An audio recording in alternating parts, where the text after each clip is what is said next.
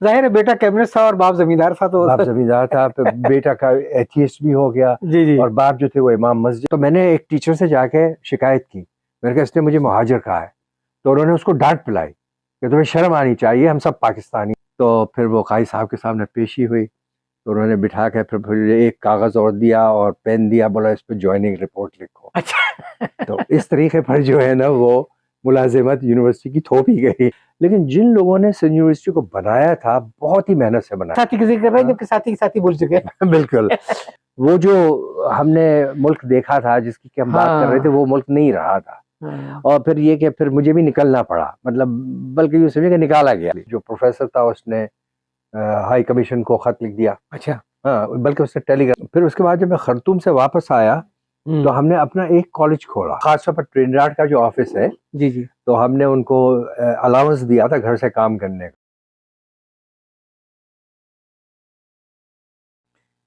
बिस्मिल्लाहिर्रहमानिर्रहीम, अस्सलाम वालेकुम। अस्सलाम वालेकुम जनाब, कैसे हैं आप? खैरियत से हैं? ठीक ठाक हैं? अल्हम्दुलिल्लाह, बहुत अल्हम्दुलिल्लाह। दिन बाद आप तशरीफ लाए। इस एकेडमी तो पहले भी आ चुके हैं, मुझे याद है अच्छी हाँ, तरीके मैं से। पहले आ चुका हूँ, लेकिन ये कि पिछले साल नहीं आ सका था, हाँ। तो बस वो गैप हो गया बीच जा में 2 साल का। तो वरना तो हर साल ही जो है ना वो चक्कर लगता है। जी, बिल्कुल। जी, जी, जी, जी। जी।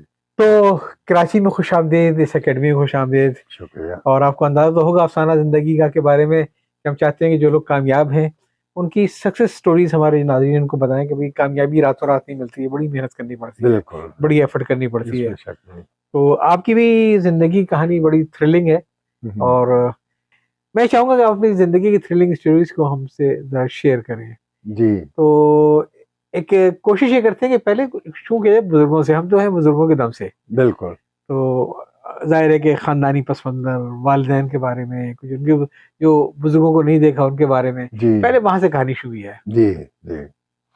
दरअसल जब हम पाकिस्तान आए जी, तो मेरी उम्र 7 साल थी।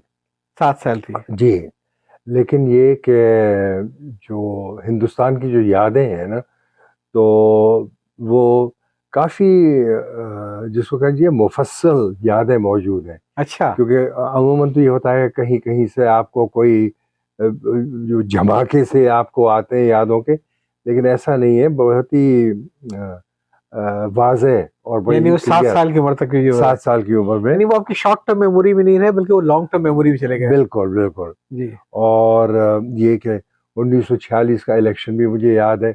अच्छा। हाँ, जो मतलब हुआ था इलेक्शन। तो हमारे जो बुज़ुर्ग थे तो शरवानी कहलाते वो, जी, जी, ठीक जी। है? और ये कि 15वीं सदी में जी। जब बहलूल लोदी आया, बहलूल लोदी तो अफ़गान था, तो उसकी आर्मी में उन इलाकों के काफ़ी लोग थे। तो हमारा जो बुज़ुर्ग थे वो अज़रबैजान से थे। अज़रबैजान से थे। अज़रबैजान, अच्छा, हाँ। अच्छा। और वो शहर जो है वो शरवान कहलाता है। जी। अब वो मुझे पता नहीं कि अब आजकल जो है वो अज़रबैजान में है या अफ़गानिस्तान में है, लेकिन बहरहाल बिल्कुल बॉर्डर पर है वो। तो वो शरवानी कहलाए।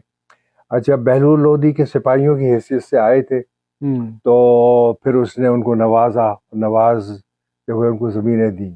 अच्छा। तो वो जो सिपाही थे वो फिर किसान बन गए, समझे? हुँ। ज़मींदार बन गए। तो हमारी ज़मीनें जो थी ख़ानदान की ज़मीनें, वो यूपी में, यूपी के 2 ज़िले थे, अलीगढ़ और एटा। तो उन ठीक है। ज़िलों में मुख्तलिफ देहात में वो थी। तो फिर हमारा जो ओरिजिन था वो देहात से ही पहचाना जाता था। मतलब यानी मैं हम। आपकी बात से समझा हूँ कि हमारे यहाँ जो यूपी वगैरह की साइड पे, जो हिंदुस्तान में जितने एक मुसलमान एक ज़मींदारा के हवाले जाते थे, हुँ। तो अगर हम बैक ट्रैक करें तो वो ज़मींदारा उनका उन ज़मीनों से आया जो उनको हिंदुस्तान में इसको मिली है। हाँ, जी। और वो जो हिंदुस्तान में जो आए, मसलन बहलूल लोदी उसने ज़मीनें दी, मुग़लों ने ज़मीनें दी, अंग्रेज़ों ने ज़मीनें दी, तो इस तरीके पर ये ज़मींदार बने। हुँ। और फिर ये नस्ल दर नस्ल उनकी वो चलती रही ज़मीनें। तो जो शरवानी है ना, वो मैं ये समझता था कि सिर्फ़ ज़िला एटा और ज़िला अलीगढ़ तक महदूद थे। लेकिन मुझे हैरत हुई कि फिर पाकिस्तान आने के बाद एहसास हुआ कि भाई पंजाब में भी शरवानी मौजूद है हुँ। और वो पंजाबी हैं और शरवानी कहते हैं ख़ुद को। अच्छा, मुझे राजस्थान के भी लोग मिले कुछ ऐसे जो कि ख़ुद को शरवानी कहते हैं। तो ये एक बहुत बड़ा ख़ानदान था जो कि नॉर्थ से आया था और फिर यहाँ सेटल हो गए और फिर ज़मींदार बन गए। तो हमारे बुजुर्ग जो थे ना वो ज़्यादातर वो ज़मींदारी ही करते थे, इतने बड़े नहीं थे, कुछ तो थे नवाब, नवाब कहलाते थे, लेकिन ज़्यादातर छोटे छोटे थे। फिर वो ज़मीनें बढ़ते बढ़ते बढ़ते बढ़ते जो है ना जी हाँ। वो छोटी होती चली गई। हाँ। तो फिर वहाँ का जो माहौल था वो देहाती माहौल था, शिकार खेला जाता था, शाम को खेतों पर टहलने के लिए जाया जाता था, इस किस्म का कल्चर हुआ करता था। सही। और मतलब हिंदू भी थे, मुसलमान भी थे, और ये कि हिंदुओं से दोस्तियां भी हुआ करती थी, काम भी करते थे। और जब पाकिस्तान बना है, मेरा एक नॉवल है टेल्स फ्रॉम बरेरा। जी जी जी।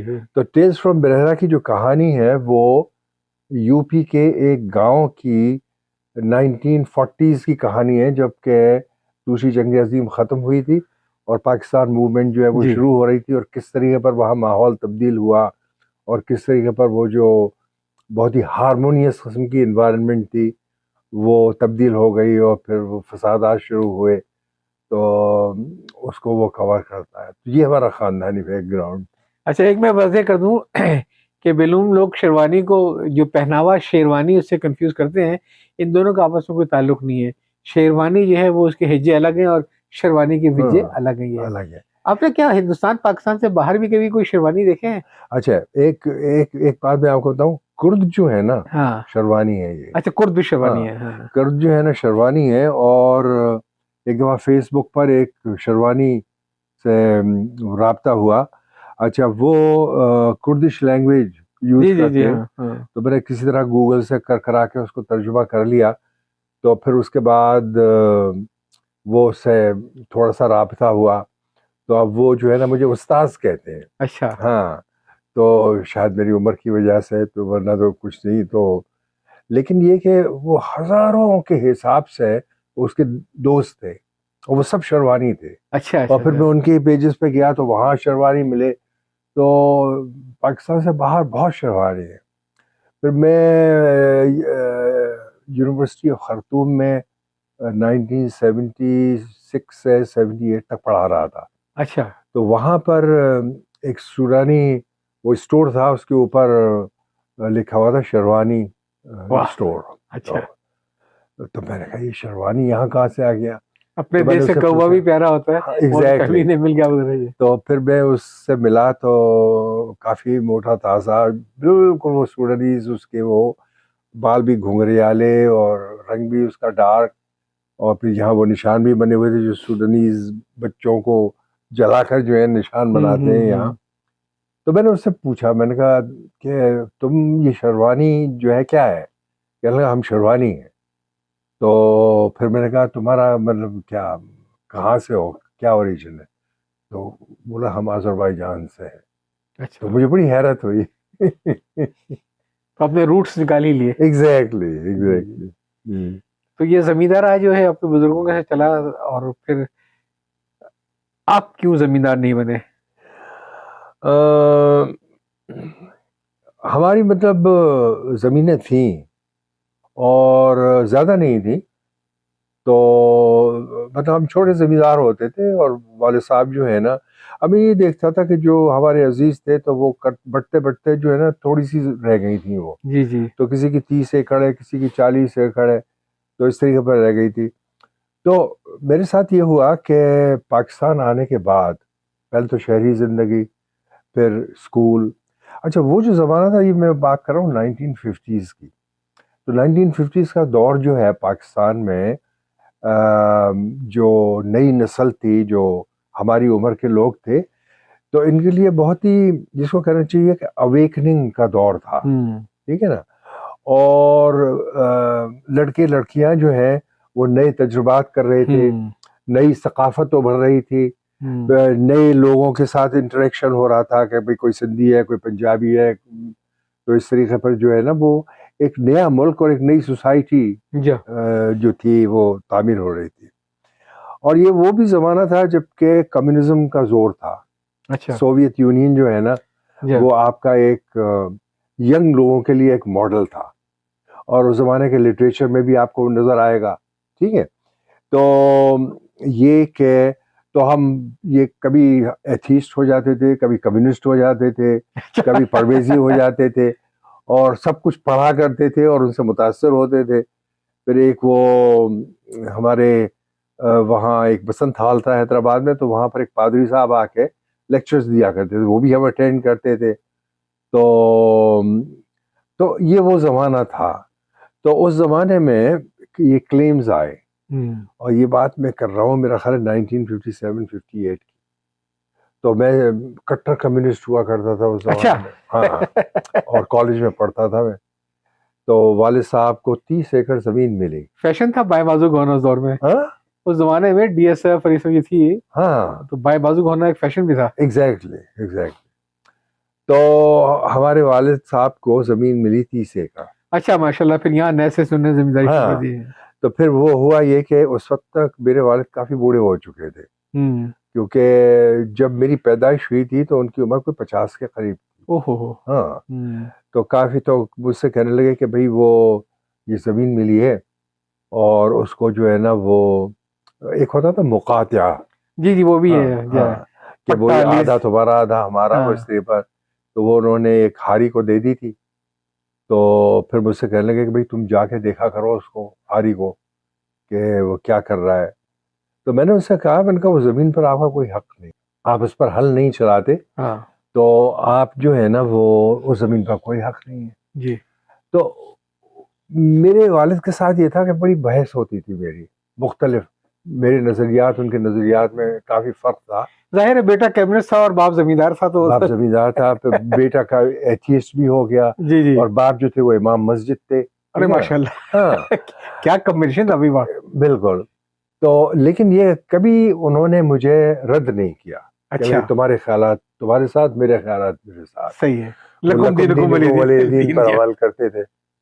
लेकिन अगर वो मुझसे एग्री कर जाते तो खामोश होते थे। अच्छा। हाँ, खामोश हो गए। फिर उसके बाद मैंने ये भी देखा कि उन्होंने अपने हारी को बुलाया और वो ज़मीन उसके नाम लिख दी, सिर्फ आपके कहने पे कि हम। सिर्फ इस बात की पर कि आपका कोई हक नहीं है, जो हल चलाएगा उसकी ज़मीन है। और तस्लीम कर लिया उन्होंने और और तस्लीम किया, फिर अमल भी कर दिया। फिर अमल भी किया उसके ऊपर। जी। बिल्कुल बिल्कुल। और जो हारी चल हल चलाता था, हाँ, उसी के हवाले से जमीन। उसी के हवाले कर दी ज़मीन। तो उसके बाद फिर हमें पता नहीं लगा क्या हुआ। मेरे एक नॉवल है ए तही और ये तो इश्क। आपने अपने कम्युनिस्ट बेटे ने अपने इमाम मस्जिद बाप के साथ वही किया, ना खेलेंगे ना खेलने देंगे। बिल्कुल। नहीं, उन्होंने बड़ी कुर्बानियाँ दी, मतलब जी पाकिस्तान आने के माशाल्लाह। बाद मेरे वालिद ने बहुत कुर्बानियाँ दी। जी। और कहीं-कहीं मैं उनसे एग्री भी नहीं करता था, क्योंकि हम पाकिस्तान आए 1950 और 51 में। और मेरे वालिद हालांकि वो मुस्लिम लीगी थे, लेकिन ये कि गांव में ज़िंदगी अच्छी थी, तो हम लोग रहते थे। लेकिन उस वक्त फिर हालात जो थे वो ज़रा टेंशन भी हुआ करता था। तो मेरा एक कज़न था, जी। तो मेरे वालिद कहीं से आ रहे थे घोड़े पर, तो वही बाहर कोई चारपाई बिछी हुई थी और उसके ऊपर वो बैठा हुआ था। तो उन्होंने वो रोका और देखने लगे नीचे उसकी तरफ और कह रहे कि क्या क्या पढ़ रहे हो। तो उन्होंने कहा भाई मैं हिंदी की प्राइमर पढ़ रहा हूँ। कहीं हिंदी की पढ़ रहे, भाई हमारी ज़ुबान तो उर्दू है। और तो कहने लगा कि नहीं वो मामू जी, अब जो है ना वो हिंदी हुआ करेगी, क्योंकि मुल्क आज़ाद हो गया है। अच्छा, वो जो था वो ज़रा बहुत ही, जिसको कहना चाहिए ना कि पेट्रियाटिक था इंडिया के लिए। हाँ, वो जवान लड़का था। हम बुलबुलें तो हैं इसकी साथ। हाँ, हम बुलबुलें हैं इसकी। चीन और अरब है हमारा। बिल्कुल। तो उसने कहा कि अब तो ये कौमी ज़ुबान है तो ये पढ़नी पड़ेगी, वरना हम पीछे रह जाएंगे। तो उन्होंने कहा कि मेरा बेटा ये ज़ुबान नहीं पढ़ेगा। अच्छा। हाँ, अच्छा। तो हालांकि मैं एग्री नहीं करता, हाँ। लेकिन उन्होंने कहा कि मेरा बेटा नहीं पढ़ेगा और हमारी अपनी सकाफ़त है और वो सकाफ़त जो है वो उर्दू से वाबस्ता है। वाह। तो मेरे वालिद ने उनका जो फैसला था, तो बहरहाल उनका फैसला था। और फिर उन्होंने कहा कि वो पाकिस्तान जा रहे हैं। अच्छा। और अच्छा, पाकिस्तान आने की जो कहानी है वो भी मतलब बड़ी ज़बरदस्त है। अच्छा। हाँ, हुआ ये कि उस वक्त तक पाकिस्तान बॉर्डर बंद हो चुका था, जी। और ये था कि जो लोग पाकिस्तान आ गए हैं, पहले परमिट मिला करते थे ना शायद। हाँ, जी। वो अपने अजीजों को स्पॉन्सर करें और उनको परमिट भेजें। जी।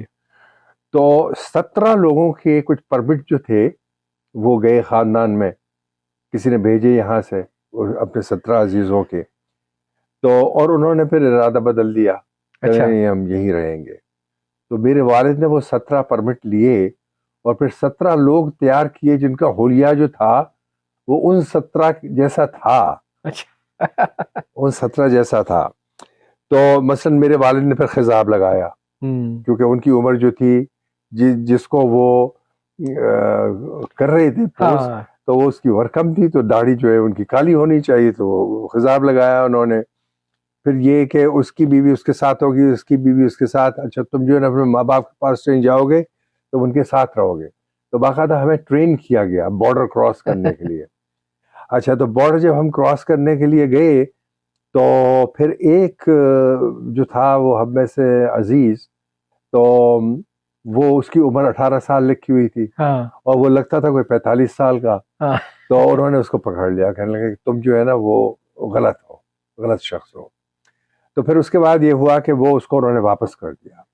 अब उनकी वालदा रो रो कर जो है ना वो बेहोश हो गई। तो हाँ। उन्होंने कहा कि ये बड़ी भी बेहोश क्यों हो गई, क्योंकि इनकी माँ तो वो बैठी हुई है, वो तो हंस हंसकर बातें कर रही है। तो ये क्यों?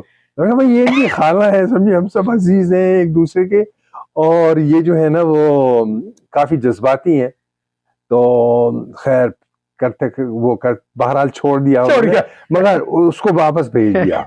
अच्छा, उसको हाँ, उसको वापस। अब ये रोते पीटते हम लोग जो है ना वो क्रॉस की बॉर्डर, लाहौर पहुंचे। तो लाहौर में देखते कि वो खड़ा हुआ है वहां पर। अरे हाँ, तो हमने कहा इस्तकबाल करने के लिए। हमारा इस्तकबाल करने के लिए।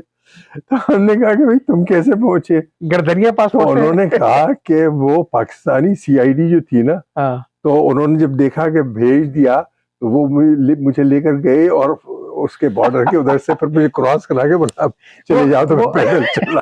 वो किसी जमाने में गर्दनिया पासपोर्ट छोड़ते भी चलता था कि गर्दन में हाथ दे के धक्का दिए चलो। एग्जैक्टली। अच्छा, तो हाँ, तो बहरहाल ये कि वो ये पहुंच कहानी गए। बड़ी दिलचस्प चल रही है। मैं खैर थोड़ा सा एक वक्फा लेने फिर इसके बाद। जी। तो जनाब दूसरे हिस्से में खुशामदीद। और पहला तो बड़ा दिलचस्प रहा है जो आपने दास्तान सुनाई उन साहब की, जो पकड़े गए थे हिजरत के वक्त और उनको हिंदुस्तानी में वापस ले लिया। जी।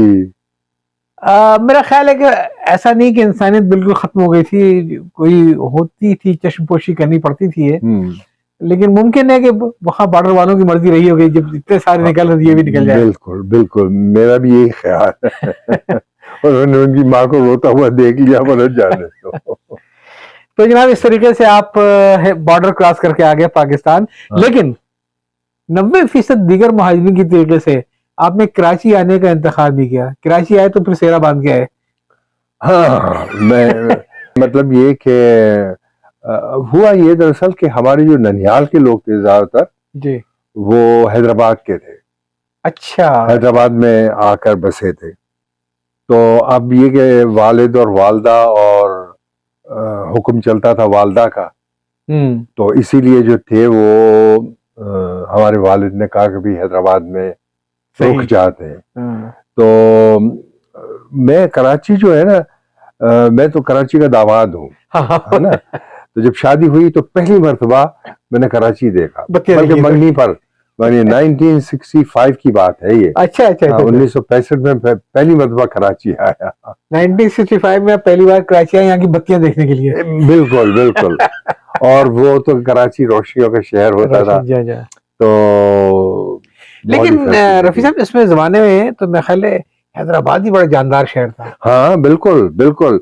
भाई हैदराबाद जो है ना, वो लोग हैदराबाद के बहुत लॉयल है, बहुत पेट्रियट है। जी जी जी। और अगर कोई लाहौर से, वो अपना हैदराबाद से है, तो अगर वो चला जाए बाहर, अमेरिका पूरी जिंदगी गुजार आए, इंग्लैंड चला जाए और फिर रिटायर होने के बाद वो फैसला करे जी कि वो जी। वापस पाकिस्तान आएगा तो हैदराबाद में ही आकर सेटल होगा। अच्छा। बिल्कुल। तो मैं तो उसे हैदराबाद शरीफ कहता हूँ। हाँ बिल्कुल। तो और या बड़ा मतलब मैं समझता हूँ कि बड़ा मर्दूम खेज खिता था वो। बिल्कुल, मतलब ऐसे ऐसे लोग पैदा किए हैं हैदराबाद ने हाँ, कि जरा अब कुछ नाम ले हाँ? कारिन के, हाँ? जरा कुछ नाम लीजिए ताकि लोगों को मालूम हो। वो हैदराबाद ने क्या मतलब आपके मोहम्मद अली, अदाकार मोहम्मद हाँ अली जी। मोहम्मद अली को प्रोड्यूस किया है। मैं तो मतलब पाकिस्तान छोड़ा था 1966 में, तो मुझे ज्यादा याद नहीं है, ज्यादा पता नहीं है, जी जी जी लेकिन आपके मोहम्मद अली हो गए, हिमायत अली शायर हो गए, समझे जी ना। जी जी। और फिर एक मुस्तफ़ा कुरैशी। अच्छा, मुस्तफ़ा कुरैशी का मैंने सिर्फ नाम सुना है, कोई फिल्म वगैरह नहीं देखी, क्योंकि उस वक्त मैं पाकिस्तान में नहीं था। लेकिन बड़े बड़े लोग पैदा किए हैं हैदराबाद शायर में। भी अच्छे थे, अदीब भी अच्छे थे, हाँ बिल्कुल। आप मुशायरे उनको हुआ करते थे हैदराबाद में कभी। आप उनको ले लें, काबिल, जी जी काबिल अजमेरी भी तो जी जी। हैदराबाद हाँ में ही हाँ होते थे ना, हाँ। है ना। हम्म। काबिल अजमेरी हैदराबाद में होते थे। और भी बहुत सारे शायर थे, और बहुत ही मतलब गुर्बत में उन लोगों ने गुजारा किया, लेकिन ये कि अदब और शायरी से वाबस्ता रहे या। वहाँ पे आपने स्कूलिंग वहीं से की? हाँ, स्कूलिंग का ये हुआ कि मैं लोगों को कहता हूँ कि मैं जो कुछ भी हूँ सिर्फ अपने उस्तादों की वजह से हूँ। माशाल्लाह। जी। तो जब हम पाकिस्तान आए तो मेरे वालिद ने कहा कि भाई मैं जो है ना इसको मदरसे में डालूंगा हम्म। और इसको हाफिज बनाऊंगा। तो एक थे मेजर साहब। वो तो डर रहे थे ना वहां से भी, इसीलिए आए थे कि कहीं हिंदी ना पढ़नी पड़ जाए, कि सकाफत बिल्कुल रगड़ दिया जाए। बिल्कुल। तो अब ये कि वो हिंदी छोड़ के फिर वो अंग्रेजी से पाला पड़ा उनका, और वो भी बड़ी मुश्किल से उन्होंने कबूल किया। हाँ, वो जब हम आए तो अब रहे कहाँ, घर पर तो था नहीं। तो उस जमाने में आर्मी ऑफिसर्स के जो बंगले थे कैंटोनमेंट में, तो उसमें सर्वेंट क्वार्टर्स हुआ करते थे। हम्म। और ब्रिटिश के दौरान जो है ना, वो हर ऑफिसर के साथ जो है ना, वो मुलाजिमों की पूरी आर्मी हुआ करती थी। अच्छा। हाँ। तो कहीं 10 क्वार्टर बने, कहीं 12 क्वार्टर बने, हर एक के लिए। तो पाकिस्तान बनने के बाद हर ऑफिसर को एक ही हाँ। मिलता था मुलाजिम, तो एक क्वार्टर काफी था। तो ये कि अगर कोई जान पहचान है तो वो मुहाजिरों को बसा दिया गया वहां पर कि भाई सही है। रहो यहाँ। और फिर हमारी जिंदगी वहीं गुजरी, ठीक है अच्छा। ना, क्वार्टर के अंदर। तो तो मेजर साहब थे जिनका बंगला था, तो मैं उनको भाभी जान कहता था, बहुत ही मतलब प्यार से वो कर दी नहीं। तो वो उनकी अहलिया। हाँ हाँ मेजर साहब की। तो वो उन्होंने कहा कि मैं इसको अंग्रेजी पढ़ाऊंगी। अच्छा। तो वाले साहब ने, मैं इसको मदरसे भेज रहा हूँ। तो मेरा एक बाजू उनके हाथ में होता था, दूसरा बाजू मेरे वाले साहब के हाथ में होता था, दोनों अपनी तरफ खींचते थे। और वो फिर ये कि जिद करके वो अपने साथ ले जाती थी मुझे बंगले में, अच्छा। और सारा दिन मैं उनके साथ गुजारता था। तो वो ABCD 1 2 3 और बाबा ब्लैक शीप, वो अंग्रेजी की प्राइमर ली उन्होंने, फिर हिसाब की किताबें ली। तो 6 महीने उन्होंने मुझे पढ़ाया, अच्छा। और उसके बाद जो था वो स्कूल में दाखिल करा दिया। हाँ। तो जब मैं स्कूल में दाखिल हुआ तो 5वीं जमात में दाखिल हुआ, प्राइमरी मैंने नहीं पढ़ी। सही है। तो प्राइमरी में सिर्फ 6 महीने भाभी जान ने अच्छा। मुझे पढ़ाया, तो वो मेरी पहली उस्ताद थी। जी जी। तो तो आपके अब्बा ने हथियार डाल दिए? हाँ, उन्होंने हथियार डाल दिए। अच्छा, जब उन्होंने हथियार डाल दिए और मैं स्कूल में गया, तो फिर उन्होंने जिंदगी भर मुझे बहुत सपोर्ट किया। अच्छा। और वो स्कूल आया करते थे, स्कूल आके टीचर से बातें करते थे, भाई क्या मेरा बेटा जो है वो कैसा कर रहा है। और फिर उस्ताद जो है फिर मेरा ख्याल रखते थे कि वो आते हैं, हाँ, फर्क और पड़ता है। वो बहुत फर्क पड़ता है। तो हमारे जो हेडमास्टर थे ना, टूनियो। हम्म। अच्छा, अब गुर्बत इतनी स्कूल थी। का क्या नाम था? जामिया अरबिया, जामिया अरबिया। जामिया अरबिया हाई स्कूल तरचाड़ी के नीचे है, सेंट बोनावेंचर्स के सामने। मैं ख्याल है वालिद साहब के हथियार डालने की वजह ये भी होगी, उस पे जामिया अरबिया लिखा होगा। जामिया अरबिया लिखा हुआ था, अरबी कंपलसरी थी। जी जी। तो हम जो है ना वो उर्दू, सिंधी, अरबी और अंग्रेजी 4 लैंग्वेजेस पढ़ते थे थ्रू आउट माशाल्लाह। मैट्रिक तक। सही है। तो लेकिन ये कि वालिद साहब को अब फिर हुआ ये कि आर्मी में ही एक थे ब्रिगेडियर, ब्रिगेडियर सादिकुल्लाह खान, तो उनके बेटे के साथ मैं खेला करता था। अच्छा। तो अब वो ब्रिगेडियर साहब भी काफ़ी मेहरबान थे, तो उसको कह देते भी ये बच्चा जो है ना बड़ा शरीफ मालूम होता है, गरीब है लेकिन शरीफ है, तुम इसी के साथ खेला करो। तो एक दिन मुझसे पूछा उन्होंने कि भाई वो तुम्हारे वालिद क्या करते हैं? तो मैंने कहा कुछ भी नहीं करते। तो कहने लगे गुजारा कैसे होता है? मैंने कहा अल्लाह मियाँ करा देता है। किसी ने कहा अपने वालिद को भेज देना मेरे पास। सही। तो मैंने कहा ठीक है। तो फिर मैंने वालिद साहब से कहा कि ब्रिगेडियर साहब बुला रहे थे, सामने ही ब्रिगेड ऑफिस हुआ करता था।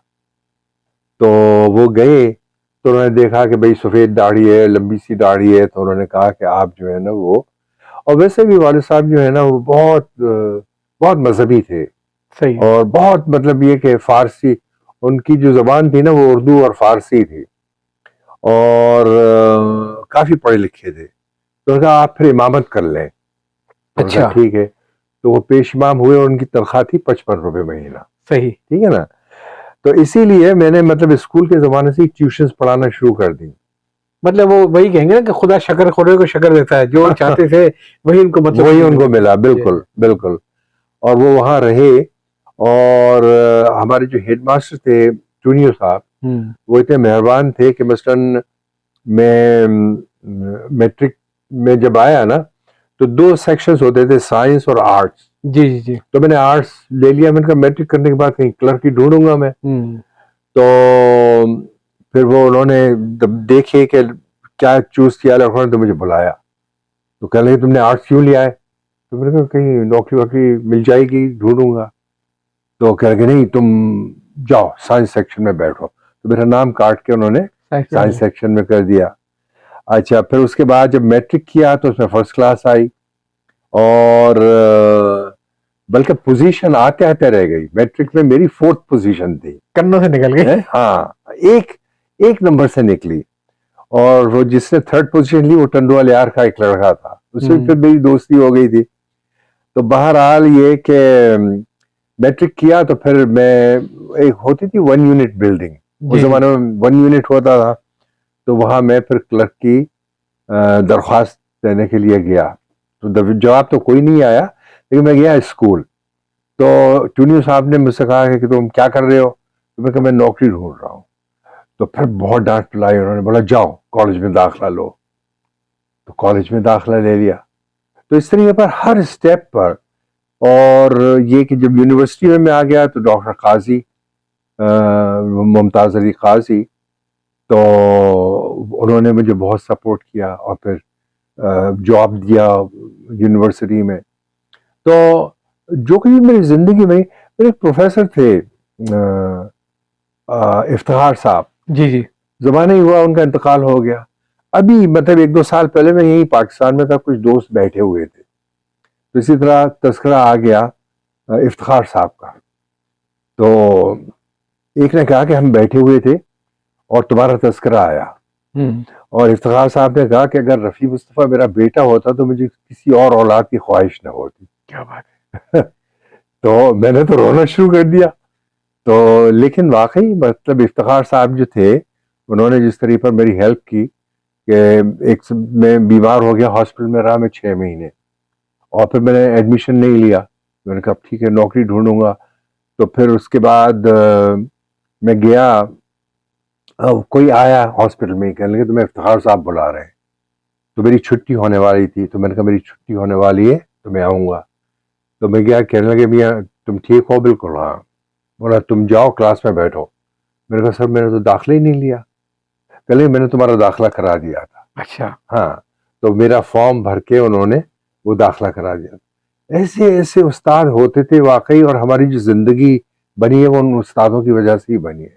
तो मैं ये कह रहा था कि आपकी बातों से यकीनन ये सबक मिलेगा लोगों को कि उस्ताद का क्या मुकाम होता है। बिल्कुल और उस्ताद जो असल जो थे वो जिंदगियों को बदल दिया करते थे। बिल्कुल। और आज इस बुढ़ापे में सफेद बालों के साथ आप अपने उन उस्तादा को याद कर रहे हैं जी, जो अगर ना होते तो आप जिंदगी इस पटरी में ना होते। बिल्कुल बिल्कुल जी। तो उस्तादी का तो यकीनन इसमें कोई शक नहीं है कि न सिर्फ ये बल्कि फिर यूनिवर्सिटी में मैं टीचिंग करता रहा, तो फिर मैं पीएचडी करने के लिए चला गया और कनाडा, तो यूनिवर्सिटी ऑफ ब्रिटिश चले पहले हम इसको हैदराबाद के दौर को खत्म कर लें। ठीक है। तो पढ़ने लिखने का शौक, अदब का शौक, किताबों का शौक आपको कब से हुआ?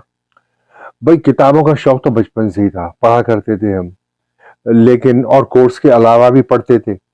और लेकिन उस जमाने के जो ऑथर्स थे, कौन कौन थे अब तो मुझे याद भी, शौकत थानवी हो गए और क्या कृष्ण चंद्र हो गए, ये हुआ करते थे। और फिर बच्चों का लिटरेचर जो होता था, रिसाले, ला तादाद रिसाले आया करते थे, जी तो वो उनको पढ़ा करते थे। नसीम हिजाजी को पढ़ा करते थे। फिर उसके बाद जब थोड़ा सा वो स्कूल कॉलेज लेवल पर पहुंचे, तो मुझे गुलाम अहमद परवेज बहुत पसंद था, और अब भी पसंद है। कम से कम ये कि आप उसे एग्री करें या ना करें, अंदाजे बयां उसका। हाँ, लेकिन उसका जो अंदाज बयां। फिर एक होते थे गुलाम जिलानी बर्क, तो जिन्होंने 2 कुरान और 2 इस्लाम लिखी थी। जी जी हाँ। तो इस किस्म का लिटरेचर, भाई इब्ने सफ़ी, उफ़ो, इब्ने सफ़ी को कौन भूल सकता है। अब भी मेरे पास जो है इब्ने सफ़ी की पूरी 200 किताबें मौजूद हैं अच्छा, मेरे पास, बिल्कुल हार्ड कॉपी जो है ना वो मौजूद है। तो उसके बाद शफीकुर रहमान हो गए। लेकिन आप ये तो बताइए कि आपने जो इतने सारे मुसन्निफीन के नाम लिए, किताबों के नाम लिए, वो जो जमाने में आना लाइब्रेरी में नॉवेल मिला करते थे तौलिए में लपेट के, कोई इस किस्म की कभी किताबें पढ़ी आपने शौक में या नहीं?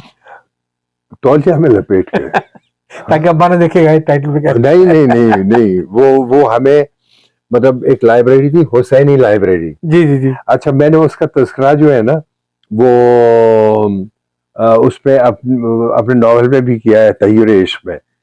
तो हुसैनी जो थे ना, उनके यहाँ नॉवल होते थे, तौलिया में लपेट के दिए जाते थे, लेकिन हमको नहीं देते थे। अच्छा हाँ, वो उनके अपने गाहक थे, उनको मिला करते थे। मतलब इतना लिहाज था कि भाई हाँ बिल्कुल कि बिल्कुल, हुसैनी भाई, हाँ हुसैनी भाई कहते थे हमको। जी। और वो उनकी पानों की केबिन थी और किताबें लगी हुई थी। ये तो एक लाइटर मोड में मैंने बात की आपसे, क्योंकि अक्सर ये जिक्र निकलता है, लोग कहते हैं साहब क्या दौर था, आना लाइब्रेरी थी। मैंने कभी उस जमाने में आना लाइब्रेरी में ज्यादा क्या चीज चलती थी, ये भी कभी आपने जानने की कोशिश की है? वो जो हाँ शिप के ऊपर रिसाले आते थे, बात तस्वीर, जी जी जी, बिल्कुल। वो जो लेकिन वो हर एक को नहीं मिलते थे, हाँ वो लाइब्रेरी हाँ। वाले जो है ना। तो अब तो सब कुछ मोबाइल पे आ गया ना, तो अब ना उन किताबों की जरूरत है, ना उन हाँ मुसन्निफीन की, और एग्जैक्टली ना उन बातफीर रसालों की। तो एग्जैक्ट। किताबों का जो था एक तफरीक का अंसर था, हम्म। उसके लिए सब्सिट्यूट आ गया। तो जी। खैर इसको थोड़ा सा हम यहीं पे रोकते हैं और इसके बाद अगले हिस्से में चलते हैं। तो जनाब ये दूसरी किस्म भी हमने जो देखी थी, इसमें बड़ी दिलचस्प बातें हुई थी, किताबों की आपकी बातें की। अच्छा, आपने जिक्र किया था कुछ बच्चों की रसायल का भी, तो कुछ याद आते हैं आपको, कौन से बच्चों के रसायल आप उस जमाने में पढ़ते थे शौक से? भाई उस जमाने में जो है ना, वो मसलन खिलौना आता था, मेरा ख्याल है दिल्ली से आता था, जी जी। बच्चों की दुनिया आता था। तालीम बच्चों तरबियत। की, हाँ, बच्चों की दुनिया मेरा ख्याल है एक कराची से भी आता था और एक दिल्ली से भी आता था। फिर तालीम और तरबियत है, बड़ा अच्छा रिसाला हुआ करता था। फिर ये नौनिहाल आना शुरू हुआ, हमदर्द का नौनिहाल। तो आपके कतार से लगे होते थे बच्चों के रिसाले। जी जी और जी। हर रिसाला 4 आने का होता था। सही। ठीक है, 4 आने का मतलब है 25 पैसे। हाँ हाँ जो अब 4 आने न समझ सकें, हाँ। तो उनके लिए 25 पैसे हैं वो। तो 4 आने का रिसाला आता था, तो पूरे महीने हम पैसे जमा किया करते जी थे, एक एक दो दो पैसे करके जो है जमा करते थे। और 1 रुपया अगर जमा हो गया ना, तो 4 रिसाले जो है वो खरीद लेते थे। जी। अच्छा, एक रिसाला जो है ना, वो उसका तस्करा बच्चों का रिसाला नहीं था। हाँ, एक रिसाला होता था चांद, चांद वो बताइए रसाला। मज़ाहिया रिसाला। और लाहौर से निकलता जी था। जी जी जी जी। और उसके वो होते थे पीर जंगली अले माले, जी जी जी। है ना। उस तो जमाने में मोबाइल पे मीम्स आती नहीं थी, हाँ, वही था उसकी शायरी और उनके। तो एक दफा ये हुआ कि मैं एक दोस्त के घर गया, तो मेरे हाथ में वो रिसाला था। अच्छा। तो फिर वो उनके जो वालिद थे वो निकले। अच्छा, उनकी बड़ी इज्जत जमात इस्लामी की हुआ करते, बड़ी इज्जत। कहले क्या पढ़ रहे हो? अब ओहो, मैं कैसे दिखाऊं। तो लेकिन बहरहाल ये कि मैंने वो दे दिया उनको, रुका ला हौल वला कुव्वत, ये तुमने कब से पढ़ना शुरू कर दिया? अब मैं क्या कहूँ खामोश। अच्छा, इसी किस्म का वाकया और हुआ मेरे साथ। हाँ हम अपने एक सिंध यूनिवर्सिटी में, उस जमाने में मैं आ गया था, टीचिंग में आ गया था, जूनियर लेक्चरर था। जी। तो हम ट्रेन से वापस आ रहे थे, कुछ स्टूडेंट्स थे, कुछ और साथी थे, और अपने एक प्रोफेसर को जो पीएचडी करने के लिए जा रहे थे, खुदा हाफिज करके आ रहे थे सही कराची से। सही। तो ये कि वो क्या हुआ, तो हम बैठे, तो एक और बुजुर्ग बैठे हुए थे। अच्छा, मेरे हाथ में एक फिल्मी अखबार था, जी। फिल्मी अखबार नहीं, मैगजीन। तो फिर उसके बाद वो और वो किसी से मैंने इसी तरह लिया, तो मैं देख रहा था उसको, तो मेरे बराबर एक बुजुर्ग बैठे हुए थे। हाँ। तो उन्होंने कहा, मियाँ क्या पढ़ रहे हो, दिखाओ जरा। मैंने दिखाया तो उन्होंने देखा, कहने लगे अच्छा तो तुम क्या करते हो? तो मैंने कहा मैं पढ़ाता हूँ। कहने लगे कहाँ पढ़ाते हो? मैंने कहा मैं यूनिवर्सिटी में पढ़ाता हूँ। कहने लगे तुम अपने तलबा को ये पढ़ाते हो? अब जाहिर है और हमें दम बहुत नहीं, ये मेरा नहीं है इसको नहीं दे। लेकिन बुजुर्गों को जो है तरह, मैं उनको जानता भी नहीं, लेकिन मैं उनके साथ कोई गुस्ताखी नहीं कर सकता था, बुजुर्ग थे जाहिर है। अच्छा रफी साहब, बड़ी मजे की बात यह है कि आपने बच्चों के रिसालों के नाम लिए। एक बार आपने किसी और बच्चों के रिसाले का नाम लिया था जो आपने उस सन में पढ़ा था जिस सन में उस इदारे वाले समझते हैं कि छपता भी नहीं था वो। वो हाँ बताइए जरा हाँ किस्सा। हाँ हाँ, वो एक नया रिसाला नजर आया मुझे, उसका नाम था साथी। जी जी जी। तो वो साथी जो था वो बड़ा अच्छा था, बड़ा अदबी किस्म का भी था, तस्वीरें भी थी उसमें। तो लेकिन ये कि वो 2-3 महीने आया तो फिर मुझे पसंद आया, तो ये मैं, किस सन की बात है ये? मेरा ख्याल है 1953-54 की बात होगी शायद। अच्छा, वो बच्चों ही का रिसाला था वो? हाँ, बच्चों का रिसाला था, जी। 1953-54 यही साल थे। हम्म। और उसके बाद फिर वो नहीं आया, फिर उसके बाद अगले महीने फिर आया, फिर वो गायब हो गया, तो फिर वो आने ही बंद हो गया। तो वो जो बुक स्टॉल पे था उससे मैंने पूछा, कहना साहब आ ही नहीं रहा रिसाला। तो खैर अब मैंने कहा भाई मिस कर दिया उसको। तो बहरहाल फिर काफ़ी अरसे के बाद किसी ने मुझे बताया, जी। उसको भी साथी का पता था, कहने हाँ वो एक ग्रुप हुआ करता था, तो वो 3-4 साथी थे, तो वो उन्होंने निकाला था। लेकिन ये कि फिर उसको चला ही नहीं सके क्योंकि उनके पास पैसे ही नहीं थे। तो वो बस इतने पैसे थे कि 2-4 ही इश्यूज निकाली और उसके बाद जो था वो बंद हो गया। तो फिर वो अभी मतलब कोई 2-3 साल पहले वो मेरे फेसबुक पर, किताब चेहरा। हाँ मेरे फेसबुक पर एक साहब की रिक्वेस्ट आई। जी तो मैंने देखा तो वो उनका नाम था कोहिस्तानी। जी। कोहिस्तानी, अब देखिए मेमोरी मेरी ऐसी हो गई है, फर्स्ट नेम याद नहीं आ रहा। आप आजम शायद तारिक किसी कोहिस्तानी। कोहिस्तानी है? आजम तारिक कोहिस्तानी जो साथी का अफसर। आजमदार हाँ, कोहिस्तानी, क्योंकि वो बिल्कुल। मेरे दोस्त हैं कोहिस्तानी। और जो अच्छा उसके मुदीर हुआ करते थे, अच्छा उनसे अच्छा आप अच्छा। कराता हुआ जी। हाँ, तो उस पर यही लिखा हुआ था कि फॉर्मर एडिटर साथी, अच्छा। और बीच में था चिल्ड्रंस मैगजीन। तो मैंने फौरन टिक कर दिया उनको कि एक्सेप्ट कर लिया एज ए फ्रेंड। और फिर उसके बाद मैंने उनको नोट लिखा। मैंने कहा ये साथी जो है वो कितना पुराना रिसाला है। हाँ। मैंने बताया कि ये मेरे बचपन में था, तो क्या ये वही रिसाला है? तो उनका जवाब आया कि अगर आपका बचपन 1970 की दिहाई में था तो ये वही रिसाला है। हाँ। तो मैंने कहा नहीं, मेरा बचपन जो था 1950 की दहाई में था। नहीं नहीं, वो नहीं है। तो खैर फिर बाद में मैंने रिसर्च की, जी। तो मालूम हुआ कि इसको निकालने वाले वही थे सही। अच्छा जो अच्छा अच्छा। जो जो पहली टीम थी। जो पहली टीम थी। जी। उनमें से कोई एक साथ थे, उन्होंने निकालना शुरू किया उसको। और फिर आजम तारिक ने मुझे पूरा एक पार्सल भेजा कनाडा, हम्म। ठीक है। और उसमें जो थी वो कई इश्यूज थी, कुछ किताबें थी जो वो अदारा छापता है, और वो अब भी मेरे बुक शेल्फ में मौजूद जी। हैं। हमारे वो साथी जो कि साथी से वाबस्ता हैं, एक आध मेरे और भी हैं, बिन्यामीन इस्माइल सिद्दीकी, वो ही मुदीर रह चुके हैं ये। तो जी, वो देखेंगे साहब, ये चीजें कभी ऐसी जाया नहीं जाती हैं। और आज बिल्कुल कितने अरसे बाद भी हम साथी का यहाँ पे जिक्र कर रहे हैं। बिल्कुल और बिल्कुल। उस बा- दौर के साथी का जिक्र कर रहे हैं जबकि साथी के साथी भूल चुके हैं। बिल्कुल। फिर आजम तारिक ने मुझे ये भी कहा कि आप जो है ना वो जो अपनी रिसर्च जो है इसको आप, क्योंकि वो कुछ, वो मेरा ख्याल है एमफिल कर रहे थे शायद जी उस जी जी, जमाने में। बिल्कुल हाँ बिल्कुल, हाँ। हाँ। तो कहने लगे कि अगर आप इसको इंफॉर्मेशन को पब्लिश कर दें तो फिर मैं उसको एज ए रेफरेंस यूज कर सकता हूँ। तो फिर मैंने एक मजमून लिखा सन 50 की दहाई में, बच्चों के। बच्चों के अच्छा। रिसाले, बच्चों का लिटरेचर, और डॉक्टर वो साहब, हम मैं भी सब वो जरूर मिला पढ़ना दिया। चाहूंगा। हाँ? मुझे भी इसका लिंक भेजिए, कॉपी जो जरूर पढ़ना जरूर चाहेंगे वो। जरूर कि जी। 50 की दिहाई में बच्चों के, बहुत हाँ जी जी। बिल्कुल। या और उसमें इनका ये खिलौना वगैरह इन या इंसानों नहीं का वो तस्करा है जी। यकीन हो गया। या तो ये सफर चलता रहा और आप स्कूलिंग से आप फारिग हो गए, कॉलेज में आपको अच्छे असातिज़ा मिले। करियर का फिर आपने आगाज़ कहाँ से किया?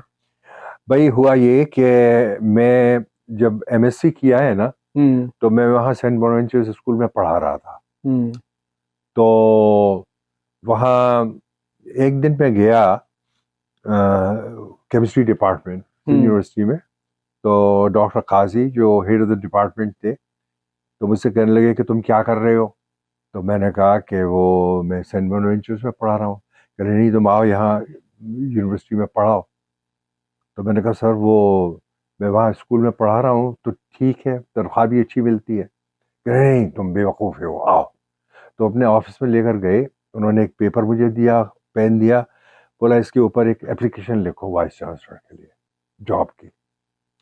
तो अब मेरा दिल तो नहीं चाह रहा था, लेकिन अब उस्ताद हैं तो मैं इनकार भी नहीं कर सकता। तो मैंने 2 लाइनें dear sir to the vice chancellor, dear sir blah blah दे दी उनको। तो फिर उसके बाद ये हुआ कि मैं दे आया, मैंने, लेकिन इरादा मेरा कोई नहीं था। तो मैंने जो आपसे तज़किरा किया ना इफ्तिखार साहब का, तो एक हफ्ते के बाद वो मैं क्लास ले रहा था नीचे स्कूल में, तो चपरासी आया, कह लगा आपके एक प्रोफेसर आए हुए हैं और वो प्रिंसिपल के पास बैठे हुए हैं। तो प्रिंसिपल एक वो होते थे फादर फुलजेंस, इटालियन थे। तो मैंने कहा मैं अभी आता हूँ, क्लास खत्म करके मैं गया। ये आप उसी स्कूल की बात करें, इसका नाम जामिया अरबिया था? नहीं नहीं नहीं, अच्छा, ये दूसरा जामिया है। अरबिया में भी मैंने पढ़ाया है, लेकिन 1 साल मैंने जामिया अरबिया में पढ़ाया था और 2 साल मैंने सेंट नहीं, नहीं, बोनावेंचर में जो आपने पढ़ाया। तालीम हासिल की थी उसकी मैं बात कर रहा हूँ, जामिया हाँ अरबिया। तो इसके जी, अलावा भी आप किसी स्कूलों में तालीम हासिल की आपने? नहीं नहीं नहीं। अच्छा, ये बतौर उस्ताद आपका हाँ, ठीक है जी। क्योंकि जिस ज़माने में मैं यूनिवर्सिटी में था, तो उस ज़माने में भी मैं साइड में समझ गया मैं। टीचिंग किया करता था। ठीक है। और सेंट बोनावेंचर में मतलब 2-3 कर्ज पीरियड उतारते थे अपने असातिज़ा का? कर्ज उतारता था। देखिए, एक कहानी मेरे पास है जी। जो बहुत ही, मतलब बचपन जो गुजरा, तो हम जामिया अरबिया में पढ़ते थे, फटे पुराने कपड़े होते थे, मैले कुचैले कपड़े होते थे। उधर सेंट बोनावेंचर के स्टूडेंट्स हुआ करते थे, कैंटोनमेंट में रहते थे, वहाँ ज़्यादातर आर्मी ऑफिसर्स रहते थे और फिर कुछ वडेरे रहते थे, उनके बच्चों के साथ वो हुआ करता था। तो मेरे वालिद जो थे, अच्छा, तो मैं एक दफ़ा वालिद के पास गया, मैंने कहा आप ऐसा करें कि मुझे सेंट बोनावेंचर में दाखिल करा दें। मैं उन बच्चों के साथ खेलता था और एहसास कमतरी महसूस होता था। नहीं, एहसास कमतरी मुझे कभी महसूस नहीं हुआ, बल्कि एक तरह से ज़िद थी, ठीक है ना? तो मैंने कहा मुझे आप वहाँ बोनावेंचर में दाखिल करा दें। कहने लगे क्यों? मैंने कहा सारे मोहल्ले के बच्चे जो हैं वहाँ जाते हैं। तो कहने लगे कि अच्छा, तो वहाँ कितनी फ़ीस है? मैंने कहा 18 रुपये महीना है। वो सारी मैंने रिसर्च कर ली थी। कहला तुम कितनी फ़ीस देते हो? मैंने कहा मैं 8 आने देता हूँ, क्योंकि फ़ीस माफ़ थी स्कूल में। वो स्पोर्ट्स की फ़ीस होती थी 8 आने महीना, हाँ। तो वो दिया करता था मैं। कहने लगे अच्छा, फिर उनका यूनिफ़ॉर्म भी है? तो मैंने कहा कि यूनिफ़ॉर्म भी है। तो कह रहे तुम क्यों जाना चाहते हो इस स्कूल में? मैंने कहा मेरी अंग्रेज़ी बड़ी अच्छी हो जाएगी, क्योंकि वो सब लोग जो है ना वो इंग्लिश बोलते हैं, गेट पिट करते हैं, और मैं जो है ना वो पीछे रह जाता हूँ, तो मेरी इंग्लिश अच्छी हो जाएगी। तो कह लगे अच्छा, तो इसका मतलब है कि उनके उस जो उस्ताद हैं तुम्हारे उस्तादों से अच्छे होंगे फिर? तो मैंने कहा जी। तो कहने लगे तो अच्छा, तो तुम्हारे लिए अगर तुम्हारे उस्ताद इतने अच्छे नहीं हैं, उसके बावजूद तुम उनकी तरह बोलो, तो फिर क्या बात है? और अगर उनके उस्ताद अच्छे हैं, तो अगर तुम उस स्कूल में पढ़ लिए तो ये तो कोई तारीफ की बात नहीं है। अगर तुम इस स्कूल में पढ़ाओगे तो ये तारीफ की बात होगी। वाह। मेरा ख्याल है कोई 7वीं 8वीं जमात में था। तो उनकी ये बात ऐसी लगी मुझे कि जब मैं यूनिवर्सिटी के आखिरी 2 सालों में था ना, तो सेंट बोनावेंचर में मैंने इसीलिए मुलाजिमत की कि मेरे वालिद ने ये किया था। पढ़ा नहीं थे क्या, पढ़ा तो रहा हूँ। एग्जैक्टली जी, एग्जैक्टली। जी। तो बहरहाल ये कि वो काई साहब ने तो वो फादर फुलजेंस के पास इफ्तिखार साहब बैठे हुए थे, कह लगे भाई तुम्हारा अपॉइंटमेंट हो गया यूनिवर्सिटी में और तुम चलो, काई साहब ने बुलाया है। आप उस वक्त एमएससी वगैरह कर चुके थे आप? यार एमएससी कर लिया था। जी। तो मैंने कहा सर वो मेरा तो इरादा नहीं था, वो काजी साहब ने मुझसे कहा तो मैं इनकार नहीं कर सका, तो मैंने एप्लीकेशन की। कह रहे नहीं उन्होंने कहा है। तो फादर फलजीत ने कहा कि तुम जाओ, तुम यूनिवर्सिटी में प्रोफेसरशिप तुम्हें मिल रही है तो तुम यहाँ हमेशा टीचर ही रहोगे। हाँ। तो मैंने इफ्तिखार साहब से कहा, मैंने कहा अच्छा आप चलें तो मैं फिर कल लाऊंगा। कह रहे नहीं उन्होंने कहा मैं साथ लेकर आऊँ तुम्हें। अच्छा। हाँ तो खैर अब जाहिर है उस्ताद हैं तो इनकार नहीं कर सका, तो उनके साथ में हो लिया। तो सामने बस स्टॉप थी, जैसे यूनिवर्सिटी की बस मिलती थी जाम शोरों की, तो वहाँ पहुँचा मैं। तो फिर वो काजी साहब के सामने पेशी हुई, तो उन्होंने बिठा के फिर एक कागज़ और दिया और पेन दिया, बोला इस पर ज्वाइनिंग रिपोर्ट लिखो। अच्छा। तो इस तरीके पर जो है ना वो मुलाजिमत यूनिवर्सिटी की थोपी गई। लेकिन देखें ये उस्ताद ही थे जिन्होंने कि हमारी ज़िंदगी बनाई। इसमें कोई शक नहीं है। बिल्कुल बिल्कुल। जो पूछना तो नहीं चाहिए, लेकिन फिर भी जैसे काजी साहब थे, वो क्या सिंधी नेशनल नहीं थे? बिल्कुल, मतलब ये कि हमारे जो उस्ताद थे जामिया अरबिया में भी, हाँ। मैं आपको बताऊं कि जामिया अरबिया जो था, मैं वापस जा रहा हूँ, एक हुआ करते थे जामिया, वो अपना अकबर शाह, अकबर अली शाह, बुजुर्ग आदमी थे, बुजुर्ग आदमी थे अकबर अली शाह। और उन्होंने जब ये गर्ल्स स्कूल होता था, हिंदू लड़कियां पढ़ती थी इसमें, गर्ल्स स्कूल होता था। जब पाकिस्तान बना तो गवर्नमेंट ऑफ सिंध के पास गए वो, और कहने लगे कि मैं एक स्कूल खोलना चाहता हूँ जिसमें अरबी की तालीम हो, जामिया अरबिया इसलिए नाम लिखा कि वो कहने लगे मैं अरबिक यूनिवर्सिटी बनाऊंगा। और फिर उन्होंने कहा कि भाई सर सैयद ने पहले स्कूल खोला था, तो मैं स्कूल से शुरू करता हूँ। तो वो तो नहीं कर सके वो, लेकिन ये कि हमारे जो टीचर्स थे ना वो सब सिंधी हुआ करते थे, ज़्यादातर सिंधी हुआ करते थे, और हम जो है ना वो सिंधी भी पढ़ते थे और उर्दू भी पढ़ते थे, ठीक है ना। और मैं आपको बताऊं कि एक लड़के ने मुझे मुहाजिर कह दिया था। मुहाजिर उस जमाने में एक गाली समझी जाती थी, हम खुद उसको गाली समझते थे। और तो मैंने एक टीचर से जाके शिकायत की, मैंने कहा इसने मुझे मुहाजिर कहा है। तो उन्होंने उसको डांट पिलाई कि तुम्हें शर्म आनी चाहिए, हम सब पाकिस्तानी हैं। ये माहौल था सिंध का, ये हैदराबाद का। जी बिल्कुल। अब जिनके देखने को आंखें तरसतियां हैं। बिल्कुल बिल्कुल। और आपके एसातिज़ा, उनको मालूम था कि ये आदमी यूपी से आया है, इसकी फैमिली पूरी है। हाँ, उसके लेकिन वो जान लड़ा दी उन्होंने बिल्कुल बिल्कुल कि किसी मुकाम पे पहुंचाए, बिल्कुल, और इसमें शक नहीं। बगैर किसी टेस्ट के, किसी चीज के, हाँ आपको यूनिवर्सिटी में एक सिंधी उस्ताद ने बिल्कुल, सिर्फ एक दफा अपनी एप्लीकेशन लिखवाई और दूसरी दफा ज्वाइनिंग रिपोर्ट। बिल्कुल, या मखरूज तो आप हैं। हाँ बिल्कुल मखरूज हैं, बिल्कुल मखरूज। हाँ। जी तो ये सब जो है ना, ये इस दौर की बातें हैं, ये तासुब और सब चीजें हैं। एक दौर वो था जो आप बता रहे हैं कि सिंधी उस्ताद ने अपने लड़के की खिंचाई कर दी कि तुमने मुहाजिर कैसे कर दिया। जी, मुहाजिर गलत, मुहाजिर भी गाली समझते थे और सिंधी भी गाली समझते थे। काश वो दिन फिर पलट गया जाए, काश। खैर अब बाकी हम अगले हिस्से में आते हैं। जी।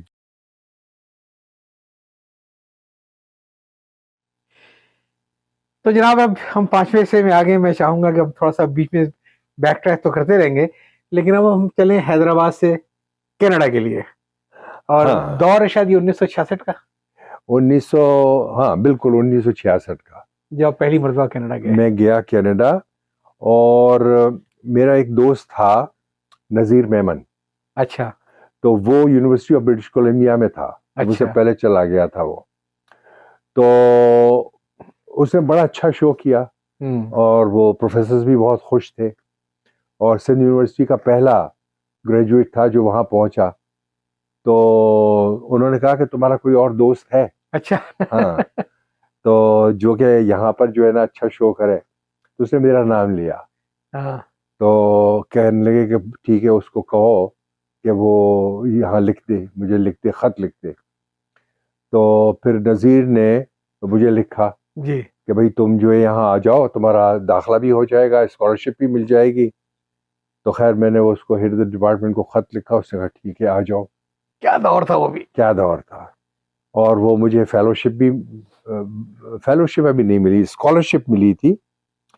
तो वो तो फिर ये कि मैं, अच्छा उसी वक्त शादी भी हुई। और शादी जो हुई मेरी, तो वालिद ने कहा कि भाई तुम्हारे पास कितने पैसे? तो मेरे पास 1500 रुपए थे। बहुत है। तो वो 1500 रुपए में शादी हो गई। तो 1500 रुपये में शादी हो गई। फिर मैंने मेरा ख्याल है कोई 2500 रुपये थे, जी, वो बचा कर रखे हुए थे मैंने। छुपा के अब भाग हाँ गए। हाँ। तो और वो उसमें लंदन तक का टिकट आ सकता था, तो मैंने उसको लिखा प्रोफेसर मैकडॉवेल, और वो भी मेरे असातिज़ा में उसका बहुत ऊंचा मकाम है। जी, तो मैंने उसको लिखा, मैंने कहा मेरे पास सिर्फ लंदन तक का किराया है। तो कहने लगा ठीक है, मैं फिर वैंकूवर का किराया तुम्हें भेज देता हूँ, तो तुम जब लंदन पहुंचो तो वहाँ एयर कनाडा के उस पर जाना, टर्मिनल पर, एयरपोर्ट पे, तो तुम्हारा टिकट वहाँ मौजूद होगा। अच्छा। हाँ, तो मैं गया तो वो टिकट देखा मौजूद। नहीं, सुना नहीं। हाँ सिर्फ बिल्कुल ये कि जो एक शोहरत होती है अच्छी, कि जी। नजीर मेमन साहब जो सिंध यूनिवर्सिटी के पहले ग्रेजुएट थे, हाँ उनकी परफॉर्मेंस को देख कर कहा भाई ये भी ऐसा ही होगा, एग्जैक्टली। और फिर वो इस तरीके से पीछे बढ़ गए, खुद से बुलाया, खुद से बिल्कुल स्कॉलरशिप दी और बिल्कुल किराया भी दिया है। बिल्कुल। ऐसे होते हैं साहब। तो खैर अब फिर मैं पहुंच गया वहाँ। तो अब उन्होंने ये किया कि मैं पहुंचा सितंबर में, 2 हफ्ते लेट हो चुका था। तो वो उन्होंने कहा कि अभी तुम कुछ कोर्सेज ले लो, अभी पता नहीं कि तुम्हें क्या तुम्हारी अहलियत है, तो क्रिसमस पर जो इम्तिहान होगा दिसंबर में, उसमें जो तुम्हारे नंबर आएंगे उसके मुताबिक फैसला करेंगे कि तुमसे एमएससी करवाएं या पीएचडी करवाएं। अच्छा। हाँ। अच्छा, क्रिसमस का एग्जाम हुआ तो सारे कोर्सेज में मेरी फर्स्ट क्लास आई। अच्छा। हाँ, तो बहुत खुश हुए। तो वो डीन का खत आया मेरे पास कि भाई तुम्हें जो है ना वो फिर पीएचडी में ट्रांसफर कर रहे हैं और माशाल्लाह, तुम्हें फेलोशिप दे रहे हैं। जम दिला दी इन्होंने। हाँ हाँ, तो वो फेलोशिप जो थे वो तकरीबन कोई 1.5 गुना के करीब पैसे थे। तो खैर वो होने लगा। तो फिर जब मैंने पीएचडी कंप्लीट किया 3 साल में, तो मेरे प्रोफेसर ने कहा कि तुम जो है ना यहीं रुक जाओ और 2 साल मेरे साथ और गुजार लो, क्योंकि मेरी उम्र कितनी थी उस वक्त, कोई 25 साल थी, और मैंने पीएचडी खत्म कर लिया था 3 साल में। लोग 5 साल 7 साल लगा देते। तो कहने लगा कि मेरा ज़मीर तुम्हें पीएचडी देते हुए मलामत कर रहा है। तो मैंने कहा भाई क्यों, क्या मैंने कुछ कम काम किया है? कहने लगे नहीं, कहने लगे तुम जो है ना अभी you are too young for that, अभी जो है ना तुम बड़ी कच्ची उम्र के हो, और तुम 2 साल मेरे साथ और लगा लो, तो फिर मैं तुम्हें वादा करता हूँ कि मैं तुम्हें यहाँ मुलाजिमत दिलवा दूंगा फैकल्टी में। हाँ। लेकिन ये कि हम जो थे वो, पहली बात तो ये कि वालिद साहब, वालदा, और मैं बहुत मिस करता था। मतलब हैदराबाद का जो कीड़ा होता है वो हैदराबाद में ही रहना पसंद करता है, समझिए ना। तो बहुत मैं होम सिक हुआ करता था। और कनाडा जब मैं गया था तो मेरा मकसद तो सिर्फ पढ़ाई करना था। तो पढ़ाई करना था, तो ये कहने लगे 2 साल रुक जाओ तो फिर यहीं तुम्हें प्रोफेसरशिप मिल जाएगी। सही। मैंने कहा नहीं। तो एक तो वालदेन थे, छोटा भाई था, फिर उसके बाद जो था वो मैं यहाँ से छुट्टी लेकर गया था, तो लीव विदाउट पे ली थी, कोई वो नहीं था। लेकिन ये कि मैं फिर वापस आ गया। जब मैं वापस आया ना तो यहाँ मुल्क तब्दील हो चुका था। सही। और ये बात है ना 1970 की। और 1970 के जो थे वो इलेक्शन हुए जी, और बहुत ईस्ट पाकिस्तान पोलराइजेशन हो गया था। बहुत पोलराइजेशन हुआ। जी। तो हालात इतने खराब हुए कि फिर मुझे ईस्ट पाकिस्तान का जो एक कौमियत का था, हाँ, ईस्ट वो उसका ट्रिकल डाउन जैसे सिंध पे भी आया था। सिंध में हुआ था, और सिंध में नेशनलिस्ट मूवमेंट जो थी ना वो काफी आगे आ गई थी। और उसके बाद जो था वो ये कि वो जो हमने मुल्क देखा था जिसकी कि हम बात कर रहे थे, वो मुल्क नहीं रहा था। और फिर ये कि फिर मुझे भी निकलना पड़ा, मतलब बल्कि यूँ समझे कि निकाला गया। तो लेकिन ये कि बड़ा दुख हुआ कि वो यूनिवर्सिटी जो थी बड़ी मेहनत से बनाई गई थी। मैं आपको बताऊं कि सिंध यूनिवर्सिटी जो थी वो तो 1947 में ही शुरू हो गई थी। जी जी। ठीक है। अच्छा, फिर उसके बाद शायद ये कराची भी आई थी कुछ। हाँ, कुछ दिन कराची में रही थी। फिर कहा भाई हैदराबाद जो है वो सिंध का दारुल खिलाफा है, तो हैदराबाद में ले आई थी उसको ओल्ड कैंपस पे। लेकिन जिन लोगों ने सिंध यूनिवर्सिटी को बनाया था बहुत ही मेहनत से बनाया था। और उसमें हर किस्म के लोग थे, उसमें सिंधी, महाजिर, पंजाबी, पठान, सारी किस्म के लोग थे। और बड़ी मेहनत से उसको यूनिवर्सिटी को बनाया गया था। और फिर वो यूनिवर्सिटी तबाह हो गई। और एक ज़माने में, क्योंकि जब सिंध यूनिवर्सिटी शुरू हुई थी तो स्कूल्स को भी कंट्रोल रेगुलेट करती थी। अच्छा। और स्कूलों में सालाना इम्तिहान होता था, उसके ऊपर यूनिवर्सिटी ऑफ सिंध स्कूल्स लिखा हुआ होता था। हम्म, और फिर यूनिवर्सिटी से आते थे जो जिनकी प्रोफेसर्स की ड्यूटी होती थी, और वो इम्तहान के पेपर्स बांटा करते थे और इम्तहान शुरू करा देते, फिर वो इन्विजिलेटर्स टेक ओवर कर लेते थे और वो लोग चले जाते थे। लेकिन इतना रेगुलेटेड था, और बॉम्बे यूनिवर्सिटी का जो स्टैंडर्ड था ना, वो हिंदुस्तान में बहुत ही हाई स्टैंडर्ड था। हाँ, उससे वही affiliated स्टैंडर्ड जो थी, था वो हाँ। सिंध में था, हाँ, ठीक कि है ना। सिंध था उसका हिस्सा था। हाँ, और ये जो तबाही हुई है ना, दरअसल सिंध के जो एजुकेशन सिस्टम में जो तबाही हुई है वो 1958 में हुई है। अच्छा। 1958 में, क्योंकि अब हम जो है ना वो उर्दू भी पढ़ रहे हैं, सिंधी भी पढ़ रहे हैं, ठीक है, और उसके बाद हम इंग्लिश भी पढ़ रहे हैं और अरबी भी पढ़ रहे हैं। चार क्लासेस, चार वो पढ़ते थे लैंग्वेजेस। एक कोई कर्नल आया, अयूब खान की हुकूमत आ चुकी थी, मार्शल लॉ लग चुका था। कोई कर्नल आया तो बच्चे को दाखिल कराने के लिए ले गया स्कूल। तो उन्होंने कहा भाई वो टेस्ट लिया उसका, कहले उसको सिंधी तो बिल्कुल नहीं आती और हमारे यहाँ कंपलसरी है, तो आप ऐसा करें कोई टीचर जो है ना शाम को रखवा लें, तो ये साल भर में जो है ना फिर वो सबके बराबर पहुंच जाएगा। कहा नहीं, मैं सिंधी तो नहीं पढ़वाऊंगा। और उसका रीज़न ये कि हम फौजी लोग हैं, हम आज यहाँ हैं कल वहाँ हैं, तो आप ये चाहते हैं कि हम आज बलोची पढ़वाएं, कल सिंधी पढ़वाएं, फिर पश्तो पढ़वाएं, तो हमारे बच्चे लैंग्वेजेस ही पढ़ते रहेंगे। मैंने कहा भाई है तो यही, तो आप ये क्या इसको तो चेंज नहीं कर सकते। वो शख्स जो था वो ऊपर तक गया और सुना ये था कि वो अयूब खान से डायरेक्टली आया कि सिंधी जो है कंपलसरी नहीं होगी। और उस वक्त जो था ना वो इतना, मैं उसकी भी बात समझता हूँ कि वो भी मजबूर था और कोई इस रास्ता निकालना चाहिए था, लेकिन ये रास्ता नहीं था। उसके बाद बोर्ड बनवाया गया, तो बोर्ड जो था वो कवर करता था, स्कूल्स को कवर करता था, कॉलेजेस को कवर करता था, और यूनिवर्सिटी जो थी वो खत्म हो गई। लेकिन नीयत जो भी रही हो, मैं नीयत पे नहीं जाता हूँ। मैसेज बड़ा गलत गया होगा सिंधियों में। एग्जैक्टली बहुत, मतलब ये कि वो हमारा लास्ट बैच था जबकि हमने सिंधी पढ़ी थी। मैसेज बड़ा गलत गया होगा हाँ कि अब हम अपनी जबान से भी गए। बिल्कुल बिल्कुल।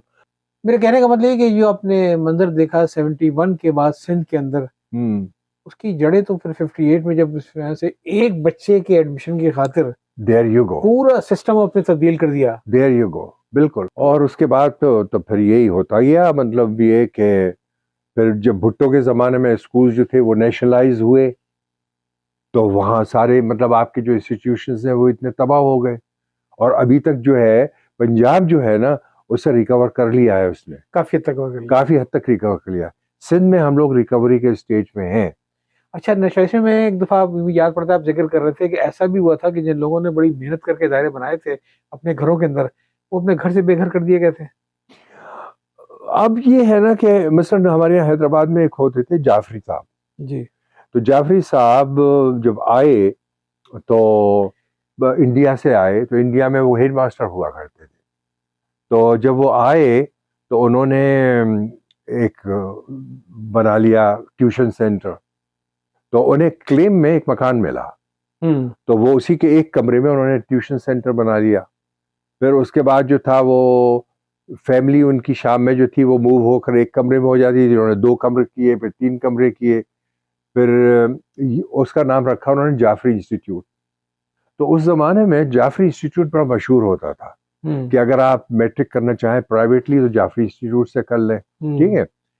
अच्छा, फिर हम जो थे ना जो यूनिवर्सिटी में जो पढ़ते थे तो वहाँ पढ़ाया करते थे, और ये कि मुझे याद है 15 रुपए लेक्चर दिया करते थे वो, तो हमारे लिए जेब खर्च हुआ करता था वो। तो फिर उन्होंने एक मंजिल और बना ली, तो फिर फैमिली को वहाँ मूव कर दिया। फिर उसके बाद कुछ साल के बाद एक मंजिल और बना ली, तो फिर वो, और जाफरी इंस्टीट्यूट जो था बहुत ही मशहूर हो गया वो, और टीचर्स भी बड़े डेडिकेटेड थे। तो फिर जब नेशनलाइज हुए ना तो उन्होंने जाफरी इंस्टीट्यूट को भी नेशनलाइज कर लिया, और उन्होंने कहा कि भाई ये आप प्रेमिस खाली कर दें क्योंकि ये तो स्कूल की हैं। तो उन्होंने कहा ये तो मुझे मतलब घर जो था वो क्लेम में मिला था। तो उन्होंने कहा नहीं, आप जो है खाली कर दें। तो उनको जो था वो फिर मूव आउट कर दिया वहाँ से। तो मतलब आपसे मैं सियासत के ऊपर गुफ्तगू करना नहीं चाह रहा, लेकिन जो 70s में जो हमारे एक तब्दीली आई थी और बिलखुसूस नेशनलाइजेशन की, bank nationalise, industries nationalise, shipping nationalise, education nationalise, मेरा ख्याल है कि ओवरऑल पाकिस्तान को उसका कोई फ़ायदा नहीं हुआ। नहीं, बल्कि नुकसान हुआ उसका, समझिए जी। ना। और इस मामले में जो है ना वो आप भुट्टो की पॉलिसी से एग्री करें या ना करें, लेकिन मैं नहीं एग्री करता, क्योंकि उससे बड़ा नुकसान पहुंचा। मतलब आपकी बैंकिंग इंडस्ट्री तबाह हो गई, समझे। और बैंकिंग के मुतालिक मैं आपको बताऊं कि एक मेरा दोस्त होता था, तो वो भी मतलब मेमन था। तो वो नाइजीरिया में, तो मैं उस ज़माने में सूडान में पढ़ा रहा था, यूनिवर्सिटी अच्छा। ऑफ खर्तूम में।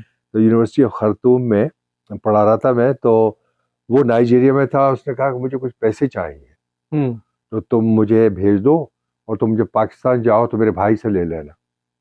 तो मैंने कहा ठीक है। तो मैंने पता नहीं कितने $1000 थे या कितने थे, तो वो मैंने उसको भेज दिए वहाँ सूडान से नाइजीरिया। तो जब मैं आया, तब उसके साथ रिलेशनशिप ऐसी थी, शाही बाजार में उनकी एक दुकान हुआ करती थी स्टेशनरी की। तो मैं गया, मैंने कहा भाई वो उसने गफ्फार ने पैसे लिए थे मुझसे। बोला कितने लिए थे? मैंने कहा इतने। तो कितने बनते हैं? तो मैंने रुपयों में बता दिया इतने बनते हैं। तो उसने वो बच्चे को बोला कि जाओ वो दादी से जो है ना वो इतने रुपए ले आओ। पता नहीं कितने रुपए थे। तो वो दादी ने जो रुपए दिए वो एक एक के नोट थे, एक एक रुपए के 5-5। तो दादी जो थी वो जमा किया करती थी रोजाना, जो बिक्री होती थी ना, तो वो जमा किया करती थी। तो अब वो थैला भर के जो है वो ले आया वो। तो मैं कहा यार ये थैला लेके मैं कहाँ जाऊंगा। तो वो मैं नीचे उतरा, तो नीचे यूबीएल था जी। अच्छा, यूबीएल का मैं आपको बताऊं कि यूबीएल पाकिस्तान का ऐसा बैंक था जो कि आबदी साहब ने शुरू आगा किया था। सनाब्दी ने, ठीक है ना, बिल्कुल किया। आबदी साहब ने शुरू किया था।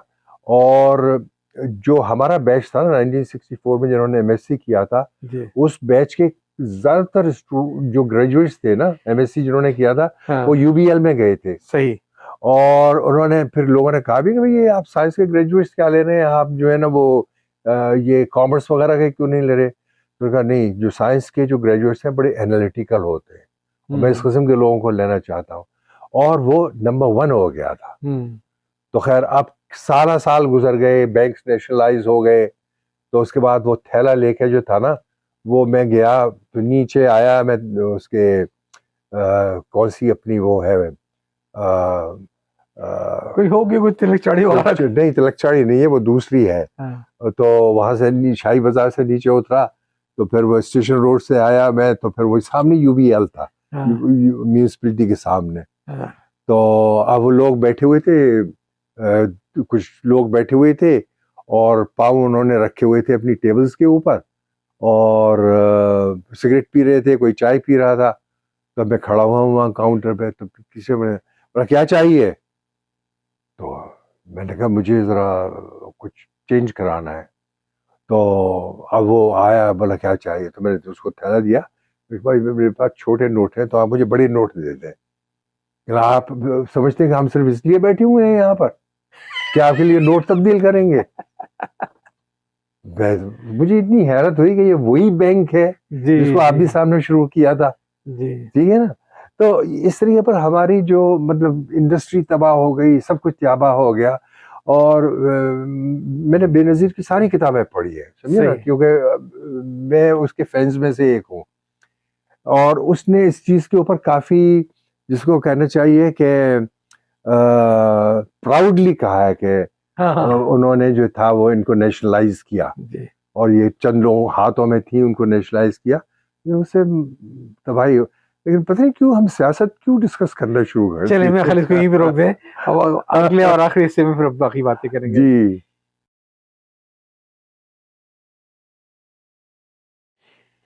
जी, अस्सलाम वालेकुम। बातें तो बहुत दिलचस्प हो रही हैं रफ़ी साहब, और ये गुफ्तगू ऐसी होती है कि फिर इसको ख़त्म करने का दिल भी नहीं चाहता है, लेकिन बहरहाल हमें कहीं ना कहीं तो लेके चलना है। अब मैं आपकी ज़िंदगी के सबसे अहम मरहले के ऊपर आता हूँ। आपने एक दफ़ा तो गया पढ़ने के लिए कनाडा वगैरह, लेकिन दिल में आपके हैदराबाद बसा हुआ था। और फिर वो अनफॉर्चुनेटली 70s के दौर में जो सिंधी मुहाजिर हुए, और जहाँ पे असाज़ा के साथ मिसबिहेव किया गया, आप दोबारा आए। दोबारा जब आप कनाडा गए, एक तो कैसे गए, पैसे कहाँ से आए आपके पास, ये और क्या जज्बात थे कनाडा उतरने के बाद? बड़ी उमंग से हुए थे बुलंद, कहो कहाँ गए थे, मिली फजाओं की जो गोद बंद, कहो कहाँ गए कहाँ थे। गए थे? बहुत खूब। दरअसल पाकिस्तान को छोड़ना जो था ना, वो बहुत ही एक तकलीफ दे चीज़ थी। मेरे वालिद गए, एयरपोर्ट आए छोड़ने के लिए, तो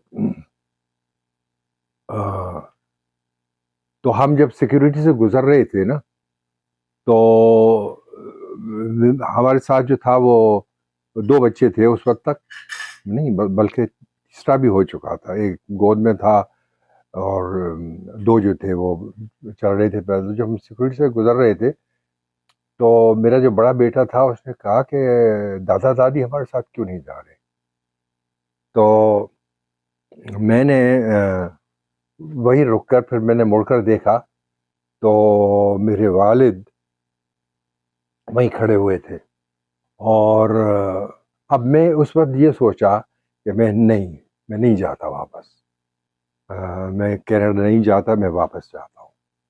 तो उन्होंने मुझे खड़ा देखा कि मैं हेजिटेट कर रहा था, तो उन्होंने हाथ के इशारे से कहा चले जाओ। तो बहुत ही मतलब तकलीफ दे चीज़ थी, क्योंकि मैं वीजा मिल गया था आसानी से आपको? हाँ, वीज़ा आसानी से मिल गया। और उसकी वजह ये थी कि हमारा एक बेटा जो था वो वहीं पैदा हुआ था, जिस ज़माने में मैं जी जी, स्टूडेंट हाँ था ना, हाँ, तो वहीं पैदा हुआ था। तो वीज़ा बहुत आसानी से मिल गया। जो प्रोफेसर था उसने हाई कमीशन को ख़त लिख दिया। अच्छा। हाँ, बल्कि उसने टेलीग्राम किया। तो टेलीग्राम किया तो फिर वो उसने कहा, यानी मुझसे आपका कहा कि तो प्रोफेसरों के एहसानात तो सारी उम्र चलते रहे। बिल्कुल बिल्कुल, इसलिए मैं कहता हूँ कि जो इतना उसने दिलचस्पी हमारी ली, ज़िंदगी बनी है वो उन्हीं की वजह से उसने बनी है, इतनी उस्तादों। दिलचस्पी ली कि बाकायदा वहाँ हाई कमीशन हाँ, को टेलीग्राम किया कि भी इनको भेजो। बिल्कुल जी। बिल्कुल, या तो फिर उसके बाद हम वापस चले गए। तो अब खुदा का शुक्र है कि मतलब हमें कनाडा में जब पहली दफ़ा गए थे 1966 में, फिर 1.5 साल के लिए वापस आए थे, तो बाकी अर्सा कनाडा में ही गुजरा। तो बच्चे भी वहाँ बड़े हुए। अब मतलब ये है कि माशाल्लाह पोते पोतियाँ, नवासे नवासियाँ, फिर उसके बाद पर नवासियाँ, क्योंकि अब उनकी भी शादियाँ हो रही हैं। तो यूँ समझें कि कितनी चौथी नस्ल जो है वहाँ जो है ना वो पल बढ़ रही है, तो खुदा का शुक्र है। अच्छा, गालिबन मुझे याद पड़ता है, आप बता रहे थे कि कनाडा जाने के बाद आपने अपना करियर वहाँ से एक टीचिंग से स्टार्ट किया था। Is it correct? हाँ, मैं मतलब मुख्तलिफ यूनिवर्सिटीज़ में रिसर्च एंड टीचिंग जी। करता रहा। तो कनाडा में university of Toronto, university of Windsor, और फिर उसके बाद यूनिवर्सिटी ऑफ खर्तूम। तो फिर उसके बाद जब मैं खर्तूम से वापस आया, तो हमने अपना एक कॉलेज खोला। जी। हाँ, तो वो प्राइवेट करियर कॉलेज था। तो उस ज़माने में आईटी आ रही थी और काफ़ी कंप्यूटर्स का वो था, तो हमने खोला। तो उसमें हमने कोई तकरीबन, ये बात है 1986 की, 86 की। तो वो तकरीबन 10 साल चलाया हमने। और उस अरसे में हमने कोई 5,000 सॉफ्टवेयर इंजीनियर्स अच्छा, क्रिएट किए, और ये क्या नेटवर्क इंजीनियर्स ये तो बहुत प्रोड्यूस बड़ा किए। नेटवर्क था ये। हाँ, मतलब ये कि ये ministry of education, Ontario ministry of education से एक्रेडिटेड था।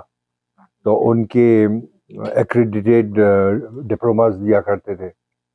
और फिर अचानक ये हुआ कि 2003 में आईटी में स्लम्प आया, और उसको कहते हैं .com मेल्टडाउन, कि ये ई अच्छा, डॉट कॉमर्स कॉम का मेल्टडाउन से पहले गालिबन 1999 में तो वो भी तो आया था, Y2K। Y2K। हाँ, लेकिन Y2K में जो था वो लोगों का बड़ा फायदा हुआ था, कंपनीज फॉर्म हो गई थी, और हर एक जो था वो Y2K के ऊपर काम कर रहा था। बूम, बूम तो आया Y2K था, बेसिकली बूम था। बूम था, लेकिन जब वो Y2K आके गुजर गया हम्म, तो उसके बाद लोगों का ऐसा, ये तो कुछ भी नहीं था ये। हाँ हाँ, बिल्कुल यही हुआ कि ये तो खामखा। तो वो ऐसे थे सॉफ्टवेयर, क्योंकि सॉफ्टवेयर जो है ना, क्योंकि मेरी फील्ड जो है ना शुरू से ही, हालांकि मेरी रिसर्च ज़्यादातर केमिकल फिजिक्स में है, लेकिन थियोरेटिकल थी, तो कंप्यूटर्स के साथ डील किया करता था मैं शुरू से ही। तो उस जमाने में डेट्स जो मतलब थी, जितना हाइप था, जितना बूम था, इसके Y2K के खौफ था एक सही मानों में, जी वैसा नहीं हुआ। वो नहीं हुआ, नहीं। फिर दूसरा जो हाइप आया वो ई कॉमर्स का आया, ई कॉमर्स का, और ई कॉमर्स का जो हाइप आया तो उसमें फिर ये किया उन्होंने कि मसलन आपके कैलिफोर्निया सिलिकॉन वैली में जो रियल एस्टेट कंपनीज थी, तो उन्होंने देखा कोई नई कंपनी उभर रही है, कोई स्टार्टअप है, तो उन्होंने कहा भाई हमें जो है ना वो 3,000 स्क्वायर फुट चाहिए। उन्होंने कहा नहीं तुम 3,000 नहीं, तुम 6,000 ले लो और किराया देने की कोई ज़रूरत नहीं है, पर उसके बाद जो है वो हम देख लेंगे, और कुछ शेयर जो है हमारा डाल दो। हर एक अपना शेयर डालने के चक्कर में था। और मतलब ये कि तकरीबन मैं समझता हूँ अबाउट $40 बिलियन जो थे ना, we lost to e commerce, इस भेड़ चाल के नतीजे में। हाँ, हालांकि अब जो है ना आपकी जो ऑनलाइन जी सारी जी, वो ई कॉमर्स ही है, पोस्ट कोरोना तो हाँ, बड़ा बूम मिला। मगर ये कि वो जो हाइप था ना, उस हाइप की वजह से नुकसान पहुंचा, और फिर ये हुआ कि हर चीज जो थी वो खत्म हो गई। आईटी जो था, including your training centre, including our training centre, तो फिर ये कि हमारे जो ग्रेजुएट्स थे उनको जॉब ही नहीं मिलते थे। देख लीजिए कंपनियां बंद हो रही जब अप एंड डाउन आते हैं। एग्जैक्टली, तो ये भी होता है कि इतना हाइप था, और फिर ये कि गालमन इंस्टीट्यूट भी इसीलिए बंद करना पड़ा कि पिछलों को नौकरी नहीं मिली थी, नया हाँ, मतलब ये कि नौकरी नहीं मिली तो हमने वो इंस्टीट्यूट बंद कर दिया। उसके साथ ही साथ हमारी एक कंसल्टिंग कंपनी भी थी, और वो जो थे वो हम मतलब ये कि सर्विसिंग करते थे लोगों के। किस नाम से थी वो? वो थी शुरू में इंडस सिस्टम्स, तो इंडस सिस्टम्स थी, तो फिर बाद में हमने नाम चेंज करके पाकिस्तान से कनाडा चले गए, लेकिन वो इंडस अपने साथ लेकर गया। एग्जैक्टली, वो दिल में था इंडस आपके। जी। तो फिर बाद में कैलिफोर्निया में एक कंपनी थी इंडस सिस्टम्स, तो हमारे लॉयर ने कहा कि वो कंपनी ज़्यादा पुरानी है, वो तुम्हें सू कर सकते हैं, तो फिर हमने नाम चेंज किया इंडस फ्लो। अच्छा, तो अब जो है ना वो इंडस फ्लो कर रहा है। एग्जैक्टली, इंडस तो फ्लो कर रहा है ये। तो ये माशाल्लाह वो जब वो उससे आप निकले, तो एक तो ये होता है कि बिजनेस के अंदर जो है डाइवर्सिफिकेशन बहुत जरूरी होती है। और ये सोचना चाहिए कि कभी भी किसी एक्सटर्नल फैक्टर जैसे टेलविंड फैक्टर से कहते हैं, आप जितना अच्छा कर रहे हैं मगर जहाज की दुम पे हवा सही नहीं लग रही है, बिल्कुल, तो आदमी जंप कर सके, तो आपको उस चीज का फायदा रहा कि ट्रेनिंग के साथ साथ आप कंसल्टेंसी भी कर रहे थे। बिल्कुल, आपका बिजनेस मॉडल बड़ा प्यारा है गालमन, ये कि आपके जो स्टाफ है वो वही के जो बैठा हुआ है। हमारे जो है ना 2 ऑफिस कस्टमर आपके। जी हाँ, कस्टमर हमारे वर्ल्ड वाइड है जी, और 2 ऑफिस है, एक तो मतलब ट्रिनिडाड में है और एक कनाडा में है। और गालमन ये आपने बताया था एक बार मुझे कि जो आपके एम्प्लॉइज हैं वो साल में सिर्फ 2 दफा ऐसे मिलते हैं, ईद मिलन पार्टी होती है। एग्जैक्टली, एक शक्ल से पहचाने भी नहीं कभी वो। बिल्कुल काम करते रहे। एक मैनेजमेंट के पॉइंट ऑफ व्यू से मैं आपसे सवाल करूंगा, क्योंकि मेरे इल्म में था आपसे ये, इसे मैं दोबारा फिर पूछूंगा कि जब कोरोना आया था तो पाकिस्तान में जितने एंटरप्रेन्योर थे तो वो उन्हें वर्क फ्रॉम होम तो कर दिया, तो उनका पॉजिटिवनेस जो था एम्प्लॉइज का वो खत्म हुआ। वो नहीं तो वो तो जाती मुलाजिम मेरी जेब से तनख्वाह जा रही है। तो एक तो वो मेंटली आमादा हो गया कि भाई 9 to 5 नहीं भी आएगा तो काम करेगा, और दूसरा यहाँ पे थोड़ी सी उन्होंने वेजेस वगैरह स्लैश भी कर दी थी कि अब तो आप घर से बैठ के काम कर रहे हैं ना, आपको आने आने की जरूरत ही नहीं है, तो हमारे हालात ठीक नहीं है। आपने शायद उस दौर में तनख्वाहें बढ़ा दी थी वर्क फ्रॉम होम के, वो बता दिए ताकि एंटरप्रेन्योर को मालूम हो कि वर्क फ्रॉम होम पे आपने तनख्वाहें क्यों बढ़ाई। वो मतलब हम जो खासतौर पर ट्रिनिडाड का जो ऑफिस है, जी, तो हमने उनको अलाउंस दिया था घर से काम करने का, घर से काम करने का अलाउंस मिलता है, अलाउंस दिया था। और उसकी वजह ये थी कि उन्होंने कहा कि भाई हम जो है ना वो अब बिजली जलेगी, हमारी एसी चलेगा, ठीक है ना, जब अगर काम कर रहे हैं तो उसके ऊपर हमारा बिल जो है वो ज्यादा आएगा। आपका भी रेंट बचेगा, आपका भी रेंट बचेगा, आपकी बिजली बचेगी। तो आपने इसको रियलाइज किया। एग्जैक्टली। और फिर ये हुआ कि दरअसल कोरोना जो है ना उसने पूरा आपका, जिसको कहना चाहिए ना कि जो बिजनेस करने का तरीका था उसको चेंज कर दिया। एक तो जिस बार आपने फरमाया कि वो जो एक वो था ना कि ये बॉस है, ये एम्प्लॉय है, वो चीज जो है खत्म हो गई। अच्छा, दूसरी चीज ये हुई कि हमें मैं वो कल्चर मैंने देखा है कि एंटरप्रेन्योर, मैं तो कहूंगा बल्कि कॉर्पोरेट सेट भी जब एम्प्लॉय को देता था तो सोचता था कि मेरे प्रॉफिट में से पैसे कम हो गए। Right, exactly. वो कभी भी उसने यहाँ पे हमने अपने एम्प्लॉयज को ट्रीट नहीं किया है कि they are partners in our profit. हमेशा हमने कहा अगर ये इतना बड़ा हैवी बिल ना होता, अगर इसका पेरोल का, तो इतना प्रॉफिट ज्यादा था। एग्जैक्टली। तो इसीलिए यहाँ पे जो ब्रिटिश सिस्टम में जो आया था ये, हाँ वो यही था कि भाई अगर एम्प्लॉई है तो फिर एम्प्लॉई है, हाँ सेठ के आने से पहले उसको होना चाहिए और बिल्कुल सेठ के जाने के बाद उसको जाना चाहिए। बिल्कुल लेकिन बिल्कुल कोरोना ने सबको घर में बैठा दिया हाँ। आराम से। या और तो ये जो है ना वो इससे जो बॉसेस थे ना उनकी साइकोलॉजी में भी फर्क आया कि हम शुरू में यही समझते थे कि भाई ठीक है आप कार्ड पंच करें कितने बजे आए और कितने बजे गए, जी लेकिन अब वो ज़रूरी नहीं है। और अगर ये कि किसी एम्प्लॉय को कॉल करें, अपना मोबाइल उठाए और कहे कि हाँ मैं बच्चे को स्कूल से पिक करने के लिए आया हूँ, तो आप माइंड नहीं करते उसको भी, ठीक है वो भी उसको काम करने, बीवी भी काम कर रही है, खुद भी काम कर रहा है, अब बच्चों को स्कूल ले जाना लाना ये वो, तो आप जो है टाइम कैलकुलेट नहीं करते, आप ये कैलकुलेट करते कितना परफॉर्म किया इसने, ठीक है ना। तो अगर वो कम वक्त में भी उतना परफॉर्म कर लेता है तो फबीहा, तो पूरी साइकोलॉजी जो है ना वो चेंज हो गई है। अब जो है ना हम इंसिस्ट करते हैं भाई हफ्ते में एक दफ़ा ऑफिस आओ, सिर्फ इसलिए कि थोड़ा सोशलाइजेशन हो, एक दूसरे को पहचाने कि भाई कौन है। तो अब तो मतलब लोग पहचानते भी नहीं है एक दूसरे को। तो काफ़ी इंटरेस्टिंग कनाडा एज में एंटरप्रेन्योर आप समझते हैं कि इसका आपको फायदा हुआ है? कोरोना का नहीं, ये जो वर्क करते जो चेंज हुआ है कि बजाय सबको बुला के बैठा के एक छत के नीचे उनको दूसरे जगहों से काम ले, भाई देखें मैं जो है आपके ना, तो शायद फील्ड में सर्विस प्रोवाइडर हैं, आप सही मानों में हाँ क्योंकि हमारे यहाँ ये होता है आईटी है कि जी, जो कस्टमर कॉल करता है ना तो वो कॉल सबसे पहले जाती है ट्रिनिडाड, ठीक है। और वो जो है ना वो प्रॉब्लम सॉल्व करते हैं। और अगर वो प्रॉब्लम जो है ना वो नहीं कर सकते उसको, तो फिर वो उसको एस्केलेट करते हैं टोरंटो मार्कम में कनाडा में, तो वो एस्केलेट करते हैं, तो फिर ये कि फिर यहाँ से उसको डील किया जाता है। तो और फिर ये कि अगर उनको विजिट की ज़रूरत पड़ती है तो हमारे बाहर के जो कस्टमर्स हैं जो दूसरे शहरों में हैं, तो वहाँ पर हम जो है ना वो एक लोकल कंपनी जो है जिसको के अगर कोई विजिट की ज़रूरत हो ना उनको, तो आमतौर पर तो हर चीज़ जो है ना वो ऑनलाइन ही हो जाती है कि आप सॉफ्टवेयर इंस्टॉल कर रहे हैं, सॉफ्टवेयर को निकाल रहे हैं, कोई प्रॉब्लम्स नेटवर्क में हो रहे हैं, वो सारे के सारे आप ऑनलाइन सॉल्व कर लेते हैं। लेकिन कहीं अगर कोई प्लग करना है और फिजिकली तो जाना है उनके ऑफिस में, तो उस विजिट के लिए फिर हम पार्टनर्स रख लेते हैं कि वो उस शहर में जो है ना वो उसको डील करें। वरना बिजनेस मॉडल तो आपका वही है कि आपका कस्टमर खुर्तुम बैठा हुआ है जी और प्रॉब्लम सॉल्वर जो फिलीपीन बैठा हुआ है, एग्जैक्टली कॉल जो है वो एग्जैक्टली अभी शहर आ रही है। हाँ अभी मेरे साथ जो है ना ये वर्चुअल किस्म का वेब है हाँ पूरी जी। अभी एक नया सिस्टम जो है ना वो हम सेट कर रहे हैं, हमारे एक कस्टमर है केनिया में। अच्छा उसमें जो थे वो हम टेस्ट सिस्टम हमारा कई महीने तक चलता रहा, बिल्कुल फर्स्ट क्लास हर चीज चल रही है। जब वो प्रोडक्शन पे आए ना तो उसके अंदर जो है ना प्रॉब्लम आ गई। अब जो प्रॉब्लम आ गई तो उसने मुझे लिखा, अब उसको पता है कि मैं रिटायर हो चुका हूँ, तो क्योंकि मैंने अनाउंस कर दिया ऑफिशियली आई एम रिटायर्ड, लेकिन ये कि शायद इसलिए कि सर्विस फौरन मिलेगी। हाँ, बड़े हाई साहब तो आप ही है ना। हाँ हाँ तो मुझे लिखा, तो फिर ये कि मैंने जो एक्टिवेट किया, अब उसमें टीम में एक मेंबर जो है वो मार्कम में बैठा हुआ है, एक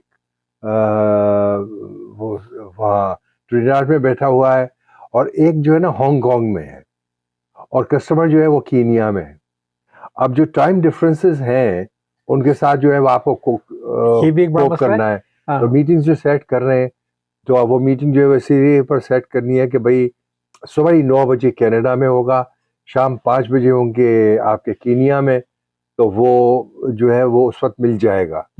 और जो यहाँ का जो टाइम है, हांगकांग का टाइम जो है मेरा ख्याल है कोई 3-4 घंटे का फ़र्क है पाकिस्तान में, तो और कीनिया का टाइम भी जो पाकिस्तान से, तो मुझे जो है ना बेहतरीन टाइम विंडो मिल जाती है। तो इस किस्म की जो मीटिंग्स अरेंज करनी पड़ती हैं जिनमें के आपके सारे पार्टिसिपेंट्स डिफरेंट कंट्रीज में हो, तो वो ज़रा थोड़ा कॉम्प्लिकेटेड हो जाता है, बट इट्स इंटरेस्टिंग।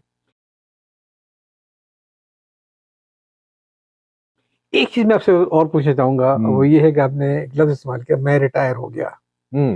मतलब आपने तो तिनका तिनका इकट्ठा करके पूरी एम्पायर खड़ी की, माशाल्लाह इतनी बड़ी है। जी आप उसके ओनर थे, आप उसके सीईओ थे, हाँ। आप कह रहे मैं रिटायर हो गया।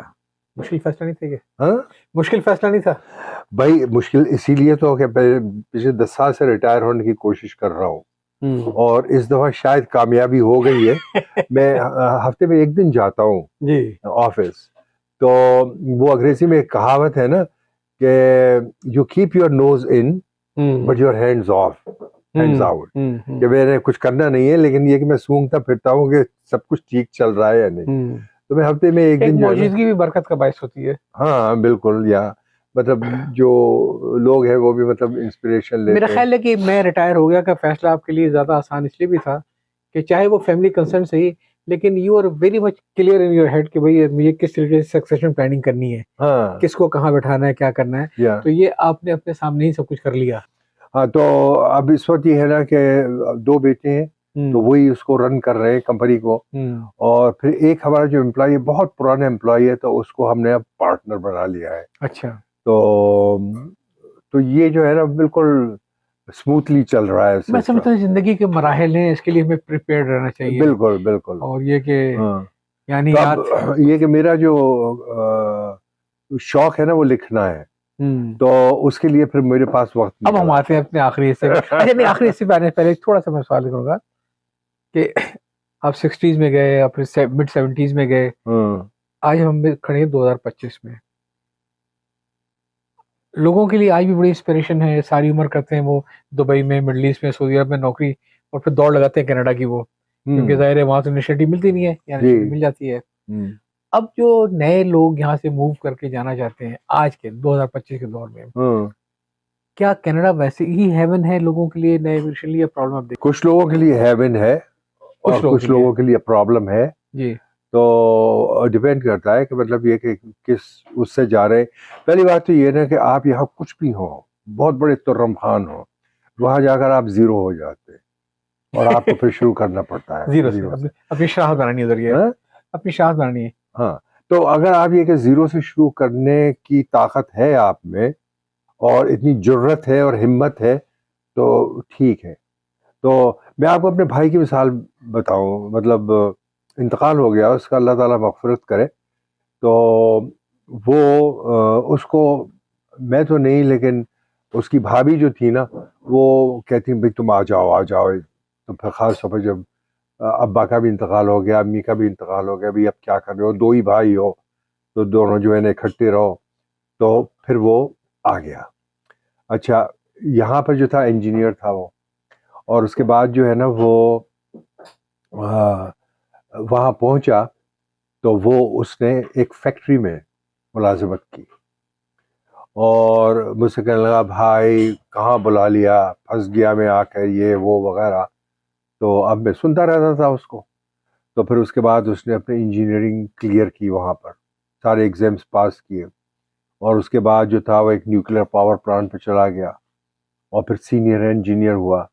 जब उसकी जो पहले वहां बैठ के तालीम हासिल करनी पड़ी, एग्जैक्टली उसने अपनी पूरी सर्टिफिकेशंस ली, और उसके बाद जो था वो ये कि उसकी बहुत ही सीनियर पोजीशन थी उसकी, और फिर 20 साल के बाद उसका इंतकाल हो गया।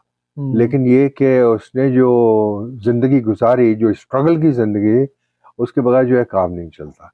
तो जो लोग आते हैं, अब मैं आपको बतलाऊँ, मतलब एक मेरे और अजीज़ हैं, तो पैसे वैसे कमा लिए उन्होंने, दुबई से सब कुछ कर लिया, फिर पहुंचे मुस्तकिल वो कनाडा को कोसते थे, कहाँ आके फंस गया।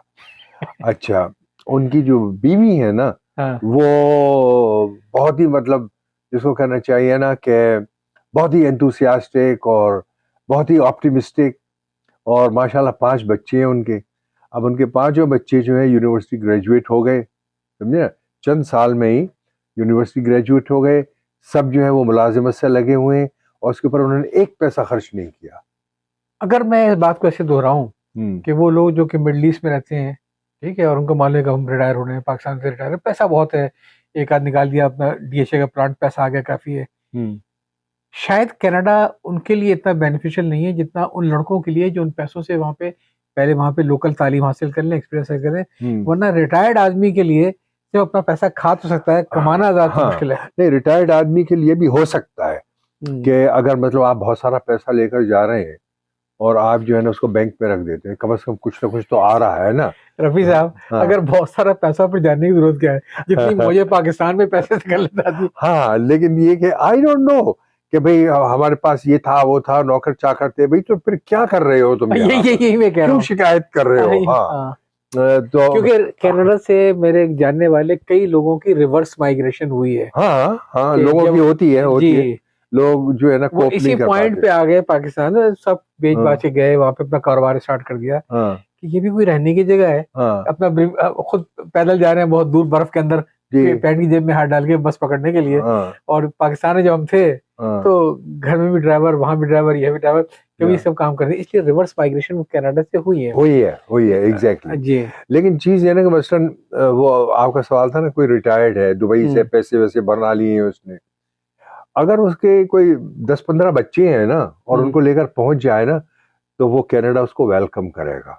आप तो खानदानी मुंसूबबंदी वालों काम ठप करा देंगे बता के। देखें अब, क्योंकि हमें जो है ना वो आबादी की जरूरत है वहां पर, तो आबादी किसी तरीके पर बढ़े, और इसीलिए जो मतलब जो कपल्स जाते हैं जिनके 2-3 बच्चे हो ना, तो वो ज्यादा आसानी के साथ जो है ना वो वहां पर जो है ना सेट हो जाते हैं, और बच्चे पढ़े, फिर ये कि अच्छा, अगर एक चार्म और है कनाडा मूव होने का। हाँ अगर मैं गलती पर नहीं हूँ तो ट्रम्प साहब ने शायद अनाउंस किया, ऑफर दे दिया कि तुम चाहो तो हमारी रियासत बन जाओ। अगर ये कि ये वीडियो जो है वो कनाडा तक न पहुंचे, हाँ। तो मैं कहूंगा कि मैं ट्रंप को सपोर्ट करता हूँ। उसका रीजन ये है ना कि हमारे लिए अमेरिका वही बन गया है जो कि पाकिस्तान के लिए इंडिया बना हुआ है। अच्छा। कि मतलब ये कि ऊपर बैठा हुआ है, हवा हाँ हाँ हवा बना हुआ है, और हम कुछ भी करना चाहें तो मतलब ओवर द इयर्स में देख रहा हूँ कि मतलब कंपनीज हमारी जो है खत्म होती चली जा रही हैं, हाँ और अमेरिकन कंपनीज जो है वो टेक ओवर कर रही हैं। हाँ तो भाई टेक ओवर तो वैसे भी हो रहा है, हाँ, तो फिर समझे ना? झंडा तो भाई आ यानी जाओ तुम।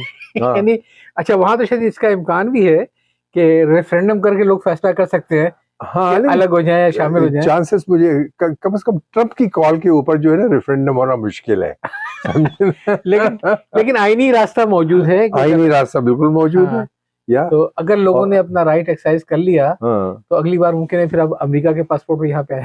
बिल्कुल। तो एग्जैक्टली। ये उन लोगों के लिए जो अमेरिका जाके बसना चाहते हैं, एक रिस्क ले लें, चले जाए कनाडा, क्या पता कनाडा अमेरिका कैसा बन जाए। बिल्कुल। अब हम तेजी से आते हैं जो देखिए बात इसके ऊपर खत्म करने से पहले, एक वो जमाना था 60s में कि जब हम अमेरिका जाते थे तो किसी पासपोर्ट वगैरह की जरूरत नहीं होती थी। जी जी आपके पास सिर्फ एक ऐसा प्रूफ हो कि आप जो है ना वो कनाडा में रहते हैं, मिशन ड्राइवर्स लाइसेंस दिखाया और आपने बॉर्डर क्रॉस कर ली। तो ये 9/11 के बाद हुआ है कि अब जो है ना वो कनाडा और अमेरिका के दरमियान बिल्कुल ऐसा ही है जैसे आप कनाडा और पाकिस्तान के वो दरमियान एक हो। दुनिया ही पूरी अलग थी। मुझे याद है कि मैं ख्याल 75-76 में दोस्तों का सुनते थे, हालांकि कोई इरादा नहीं था, शौक में आके चले गए थे हम कनाडा एम्बेसी पता करने के लिए जी कि कनाडा जाना क्या तरीका है। उनका रिटर्न टिकट चाहिए होगा। हाँ एग्जैक्टली जो वीजे की शर्त थी वो ये कि आप रिटर्न टिकट साबित कर दें, फिर आप इधर ले। अब तो जमाना बदल गया, अब तो पाकिस्तानी वीजे भी रुक गए भाई, ज्यादा।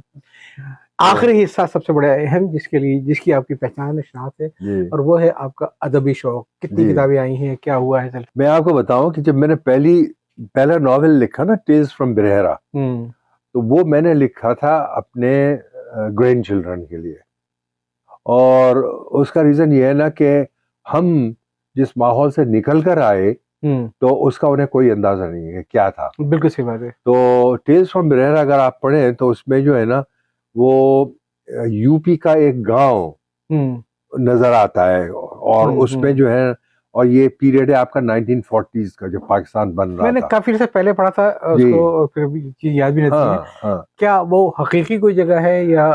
बिरहेरा जो है ना वो हकीकी जगह है जहाँ मैं पैदा हुआ। जी जी। तो लेकिन स्पेलिंग्स मैंने चेंज कर दी उसको फिक्शनलाइज करने के लिए। अच्छा। हाँ, तो ये कि अभी मेरा कांटेक्ट रहता है वहां पर, एक दो लोग हैं उनसे कांटेक्ट। सारे वाकयात वगैरह जिसमें हैं वो उसी हवाले से, या एक वर्चुअल आपने ये जो है ना, ये आपका जो क्रिएट किया गया है ये वर्चुअल है। वर्चुअल है, आपके कैरेक्टर्स जो है ना वर्चुअल हैं, आपके वाकयात वर्चुअल हैं, लेकिन वो रिप्रेजेंट करते हैं उस कल्चर को, उस सोसाइटी को, और उन हालात को जो वहाँ थे। तो मुझे सबसे अच्छा जो कमेंट मिला उस पर एक चस्का मिला, कहने लगा कि I have never been to India, और मैं कभी इंडिया नहीं गया और मुझे उनके कल्चर का भी कोई पता नहीं। क्या है, वाइट मैन है जो कि ये कमेंट कर रहा है। कहने लगा लेकिन ये कि जब मैंने वो नॉवेल पढ़ा तो ये मैं महसूस कर रहा था कि मैं उस गांव में घूम रहा हूँ, सही और हर दरवाजे के ऊपर जो है नॉक करता हूँ, उससे जो लोग निकल कर आते हैं तो मैं ऑथर के साथ साथ हूँ। तो ये चीज है कि आप जो है ना, वो आपकी मंजर निगारी और किरदार जब आप हो आपके, तो इस किस्म के हो। एक सवाल करूँ आपसे जी। आपका माशाल्लाह इतना शौक है किताबों का, लिखने का, पढ़ने का, अदब का, कि आपने जो अपनी किताब की तहरीर इश्क, उसका बाकायदा एक सिंधी किताब में भी, सिंधी में तर्जुमा करवाया इसका। हाँ। केला परेरा का आपने तर्जुमा क्यों नहीं करवाया? जो वो हमारे ऐसे लोग जो कि अंग्रेजी भी पहले उसको तर्जुमा करते हैं, पढ़ते हैं। हाँ, वो ख्याल है, मतलब इंशाल्लाह। इसको। हाँ, क्योंकि फिर मैं काफी बिजी हो गया जी। अच्छा, ये कि जहाँ तक के दूसरी आई आपकी तहरीर इश्क है, जी। तो वो डेडिकेट किया हैदराबाद को, समझे ना? क्या बात है, क्या हैदराबाद है। हाँ, और उसकी कहानी जो है वो आपने किस तरह इस्तेमाल की थी कि हैदराबाद का कीड़ा। एग्जैक्टली जी। तो वो सिंध यूनिवर्सिटी जामशोरों के अराउंड जो है वो घूमती है कहानी, और वो मैंने अपने दोस्तों के लिए लिखी थी जो यूनिवर्सिटी के दोस्त थे। तो ये आपकी किताब गालिबन फजली बुक्स पे अवेलेबल है? अब वो खत्म हो चुकी है। हाँ, लेकिन रेख्ता पर जो है ना, वो वहां से डाउनलोड की जा सकती है। जी, सही है जी। तो और उसमें जो है ना ये चीजें आ जाती हैं। मेरा तो ख्याल है रफीजा कि अगर आप इसमें हर्ज नहीं समझते हैं, तो रेख्ता पे हर आदमी डाउनलोड कर भी नहीं सकता है उसके पढ़ने के, तो आप उसकी अगर या तो आप उसके नया एडिशन लेकर आइए, वरना उसकी पीडीएफ डाउनलोडेबल अपनी फेसबुक पर डाल दें, ताकि वहां से आदमी इसको एक पढ़ने के अंदाज में। हाँ, ये मैं सोच रहा था जी कि जो मेरी वेबसाइट है rafimustafa.org जी, तो उसके ऊपर जो है ना डालूंगा। क्योंकि देखिए आपने तो अमेजोन पे भी किया है तेरवा जी, और अगर मैं गलती पर नहीं हूँ, अगर please correct me if I am wrong, कि आपने इसमें भी थोड़ा सा कंट्रीब्यूट किया था कि जो वहां से प्रिंट टू ऑर्डर पे होती है किताबें, तो बाइंडिंग में मसले पेश आते थे पहले। बिल्कुल जो आपने कोशिश कर इसको की। हाँ, और उनकी समझ में ही नहीं आता था। हाँ, और आपका तो, आईटी का तजर्बा था। एग्जैक्टली तो उसने फिर बाद में जो थी ना, वो एक लड़की जो थी, वो उसके साथ बातचीत हुई, तो तंग आकर उसने कहा कि ठीक है, मैं इसको अप्रूव कर देती हूँ, लेकिन जिम्मेदारी तुम्हारी होगी। ठीक है, जिम्मेदारी मेरी होगी। पल्ले नहीं पड़ा उसके। हाँ, तो वो ये किताबें अमेज़न पर अब भी अवेलेबल है जी, टेल्स फ्रॉम परेरा और आपकी तहरीर इश्क। और आई डोंट थिंक सो कि पाकिस्तान में लोग अमेज़न से ये किताब मंगवाएं। अब तो मेरे ख्याल अलाउ भी नहीं है। नहीं, अब बाकी पूरी दुनिया में है जी, कि आप लोग दुबई में बैठे बैठे, इंडिया से लोग काफी लेते हैं क्या किताबें। दोनों तरीके से प्रिंट एडिशन भी है और सॉफ्ट कॉपी भी है? नहीं, प्रिंटेड एडिशन है वो। अच्छा, वो डाउनलोडेबल, क्योंकि अमेज़न पे कुछ किताबें वो भी होती हैं जो डाउनलोडेबल होते हैं। हाँ, अपने पास को डाउनलोड कर वो, हाँ, वो ई बुक नहीं है। तो लेकिन ये कि इंडिया से फॉर एग्जांपल कई लोगों ने किया तो अगले दिन मिल गई उनको, क्योंकि वही लोकली प्रिंट करते हैं। अगर मैं इसको एक बिजनेस सेंस में बात करूं, तो जाहिर है कि आपका अपना माशाल्लाह हल्का है, आपकी किताबों के ऊपर रिव्यूज भी काफी आते रहते हैं और लोग आपको आपके फेसबुक से जानते हैं। एक टोटली स्ट्रेंजर आदमी अगर कोई बैठा हुआ है जिसको थोड़ी बहुत पाकिस्तान से उनसियत है, आपको नहीं जानता है, ना आपकी तरह तहरीर से वाकिफ है, ना हैदराबाद से आपकी मोहब्बत से वाकिफ है, क्या वो क्लास वहां पे बाहर एक्सपर्ट पाकिस्तानी बैठे हैं, वो उतनी ही जोश और जज्बे से किताबें डाउनलोड करते होंगे कि इसमें कोई बिजनेस सेंस निकले? क्योंकि मतलब अमेज़न पे जो कहते हैं जो प्रिंट टू ऑर्डर होती है, वो खासी कॉस्ट पड़ती है ना उसकी है। हाँ, प्रिंट टू ऑर्डर जो है ना, वो अगर कोई रफ़ी मुस्तफ़ा साहब की मोहब्बत में खरीदना चाहे सारी किताबें तो खरीद ले, वरना आपकी मसलन तहरीर इश्क अमेज़न में कितने की है? मेरा ख्याल है कोई $20-25 की तो है होगी। अब हम पाकिस्तानी तो आदि है ना हर चीज को 200 की ज़रब देने के लिए। हाँ, 200 ज़रब देते हैं जी। इंडिया में बहुत सस्ती है। अच्छा। हाँ, वो उनकी मेरा ख्याल है 1500 रुपए की थी शायद। अच्छा। हाँ, तो अच्छा, वही अमेज़न का लिंक है इंडिया के अंदर जो उसी तरीके से प्रिंट ऑर्डर करता है। हाँ, और वो प्रिंटिंग वही होती है लोकल प्रिंटिंग जी जी। और फिर यूके में, ऑस्ट्रेलिया में, तो तकरीबन पूरी दुनिया में तमाम चीजों से मैं आइसोलेट कर दूं, मैं सिर्फ एक उर्दू के अदीब के नॉवेल के हवाले से बात करूं। एक तो है ना कि हमारे पास जो क्लासिकल चीजें जो लोग जानते हैं जी। जो किताबें हैं मुहावरा बनी हुई हैं, वो तो फिर भी एक अलग चीज़ है, कोई दीवाना गालिब है, सब कुछ है। लेकिन एक आइसोलेटेड को तस्लीम फारूकी अगर अपनी किताब डाल देगा अमेज़न पे, क्या आपके ख्याल में बिज़नेस सेंस है इसका कि वहाँ से कमर्शियली कोई आदमी गेन कर सके? नहीं, नहीं है ना? बिज़नेस सेंस नहीं है। जी। और हो ये सकता है। सवाल अपने ज़िक्र किताब के उन दोस्तों के लिए जो अक्सर पूछते रहते हैं मुझसे, हमारे आप भी उस ग्रुप के अंदर हैं, हाँ, कि भई अमेज़न का क्या तरीक़ेकार होगा? मैं अमेज़न पे हाँ, अमेज़न आपको एक शनाख्त देता है, हाँ, आपकी ब्रांड को मानता है, ठीक राइट, है? हाँ, लेकिन उससे ये समझिए आप कि आप कोई बैरिया में प्लॉट ले लेंगे, आई एम सॉरी, हाँ, मेरे ख्याल है कोई चीज़ें बिक जाएँगी। नहीं। अच्छा, चीज़ ये ना कि जहाँ तक बिज़नेस सेंस का ताल्लुक है, तो मुझे बताया कि यहाँ कहाँ बिज़नेस सेंस है? आप जब यहाँ पर जो है ना पब्लिश कराते हैं, तो क्या कुछ लोग ऐसे हैं जो कि उससे बिलियंस बना रहे हो? नहीं, समझे ना? नहीं। तो यही बात है सबसे बड़ी कि हम जो लिखते हैं ना, वो अपने लिए अपनी लिखते तस्कीन हैं, ठीक है ना? जो अपने अपने लिए जी, लिखते हैं। जी। और मुझे उस वक़्त बड़ी कोफ्त होती है जब मैं किसी को अपनी किताब दूँ और उसके बाद साल भर के बाद भी वो उसका कोई तज़किरा ना करे। कम से कम ये कि अगर कोई कह दे कि भाई हमने तुम्हारी किताब पढ़ी और बड़ी खुशी हुई, बहुत अच्छी लगी, तो उससे जो है ना वो आपका जो है वो ईगो जो है ना वो आपका बूस्ट करता है। और हर शख्स जो है ना वो अपनी ईगो की खातिर लिखता है कि वो बताना चाहता है लोगों को क्या। मैं बहुत ही माज़रत के साथ मैं कहूँगा कि इसकी ज़िम्मेदारी अदीबों और मुसन्निफ़ीन पे है, चाहे रिव्यू के नाम पे, चाहे दोस्तों के तोहफ़े के नाम पे। ये फ्री किताब का कल्चर है, आप यकीन करें फ्री में मिलने वाली चीज़ कोई नहीं पढ़ता है। मैं जैसे बिल्कुल मस्जिद के एग्री बाहर करता पॉम्फलेट मिलते हैं ना, तो हाँ, समझते क्या करेंगे? या तो एक तो ये फ्री का कल्चर रहता है। हाँ, और मैं वैसे आपका शुक्रिया भी अदा करूँगा, आप पहले आदमी मेरे लिए तक हुँ। कि जिन्होंने तोहफ़े में किताब देने के लिए मेरे वालिद साहब की बायोग्राफ़ी का इंतख़ाब किया। और नहीं, वो वाक़ई किताब जो है ना जी, सरगुज़िश्त तो तो तोहफ़ा हाँ, ये तो समझ आती है बात कि हाँ, आप मेरी किताब दें तोहफ़े में, मैं आपकी किताब तोहफ़े में बिल्कुल, दूँ। या लेकिन जब मुसन्निफ़ या पब्लिशर फ्री बाँटता है, उसकी कोई कदर नहीं है। एग्ज़ैक्टली तो इससे ज़रा मेरा ख़्याल है हाँ। परहेज़ करें। इसमें एक चीज़ और भी है कि पाकिस्तान इतना बड़ा मुल्क है, यहाँ पर तो मिलियंस के हिसाब से बिकनी चाहिए थी, जी, ठीक है जी, ना? जी, जी। और लेकिन नहीं बिक रही। तो अब इसके अंदर जो है ना वो इल्ज़ाम पढ़ने वालों उर्दू को का दिया जाए। उर्दू का मुस्तक़बिल बहुत रोशन है फ़ेसबुक के ऊपर। वो पढ़े तो लगता है हाँ भाई, ऐसी-ऐसी त बनते, लेकिन हाँ, आप तो बाहर बैठे हुए हैं। जी। आपके ख़्याल में अब नई जनरेशन, उसके बाद की जनरेशन अब क्या उर्दू को रोमन और अंग्रेज़ी के अलावा पढ़ सकती हाँ, है? और ये बहुत बड़ी बदकिस्मती है जी। कि जो यंग जनरेशन है, तो हालाँकि उर्दू कीबोर्ड को सीखने में कीबोर्ड की कितना वक़्त ज़रूरत ही लगता नहीं हैं? है। तो आदमी बोल के हाँ, अब तो आप लेकिन बोलकर भी कर सकते हैं। अब तो मसला ये है कि लिखने का मसला नहीं है, हाँ, पढ़ने का मसला होता जा रहा है। जी, जी। कि जो नई पौध पूरी आ रही है, हाँ, वो उर्दू को सुन सकती है, समझ सकती है, बोल सकती है, हाँ। लिख नहीं सकती, पढ़ नहीं सकती। लिख नहीं तो सकती, पढ़ नहीं सकती जी। और बोलने में भी जो है ना, जो नई उर्दू है, मतलब मैंने जो सबसे बुरा लफ्ज़ मुझे लगता है, वो है वक़्त। ऐसे बहुत लंबी लुग़त है इसकी। हाँ? जी हाँ। तो अब ये कि हमें तो उस्तादों ने वक़्त बताया था, जी, जी। ठीक है ना? और मैंने बड़े-बड़े एमक्यूएम के लोगों को भी मैंने वक़्त कहते ओह थे हो, सुना हो, है हो! ये।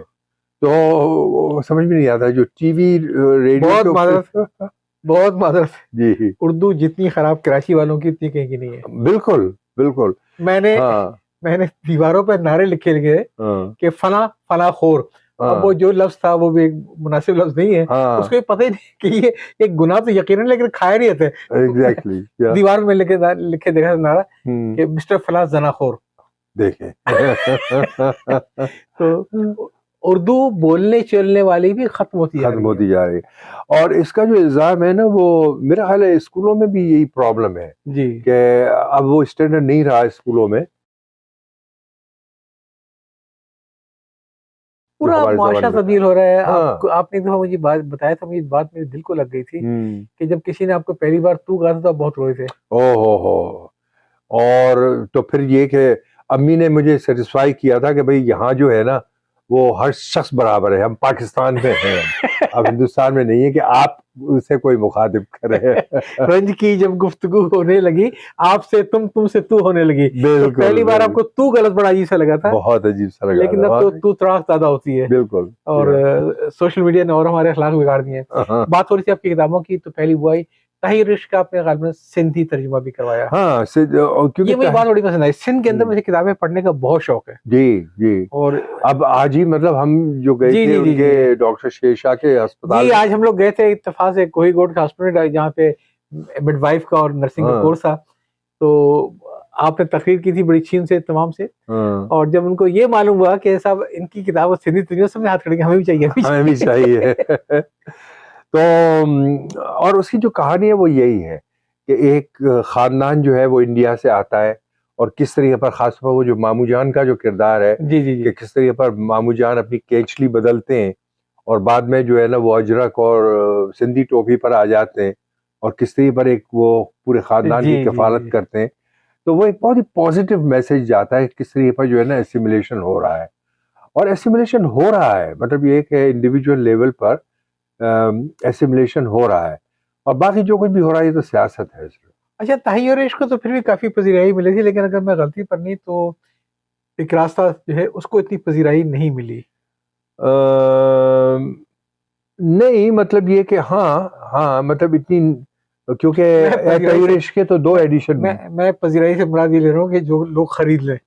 हाँ क्या कहा जाए उसको, मेरा ख्याल है मार्केटिंग इतनी अच्छी नहीं हुई उसकी। जी हालांकि जो तबसरे हैं ना बड़े अच्छे हुए हैं, और जंग में भी और डॉन में असल भी, में और देखिए, किताबें छापने और बांटने के लिए सिर्फ मार्केटिंग नहीं बल्कि डायरेक्ट मार्केटिंग चाहिए। एग्जैक्टली मैं एग्जैक्टली। उसका पस मंजर बता दूं कि मार्केटिंग एसोसिएशन पाकिस्तान का एक सेमिनार था, उस वक्त शेख रशीद साहब थे, हाँ तो वो बुलाए गए थे इनविटेशन में। राइट तो उन्होंने कहा कि देखें, मार्केटिंग की बड़ी अहमियत है और डायरेक्ट मार्केटिंग की बहुत अहमियत है। कह बिल्कुल। मैं इलेक्शन लड़ा था हाँ अपने कॉलेज का, तो मेरी पोजीशन बड़ी खराब जा रही थी, बहुत खराब जा रही थी, और मेरी डर से मैं हार गया। जी मैंने वहां जाके डायरेक्ट मार्केटिंग की है। Exactly exactly. साहब किताब बेचने के लिए डायरेक्ट मार्केटिंग करनी डायरेक्ट पड़ेगी।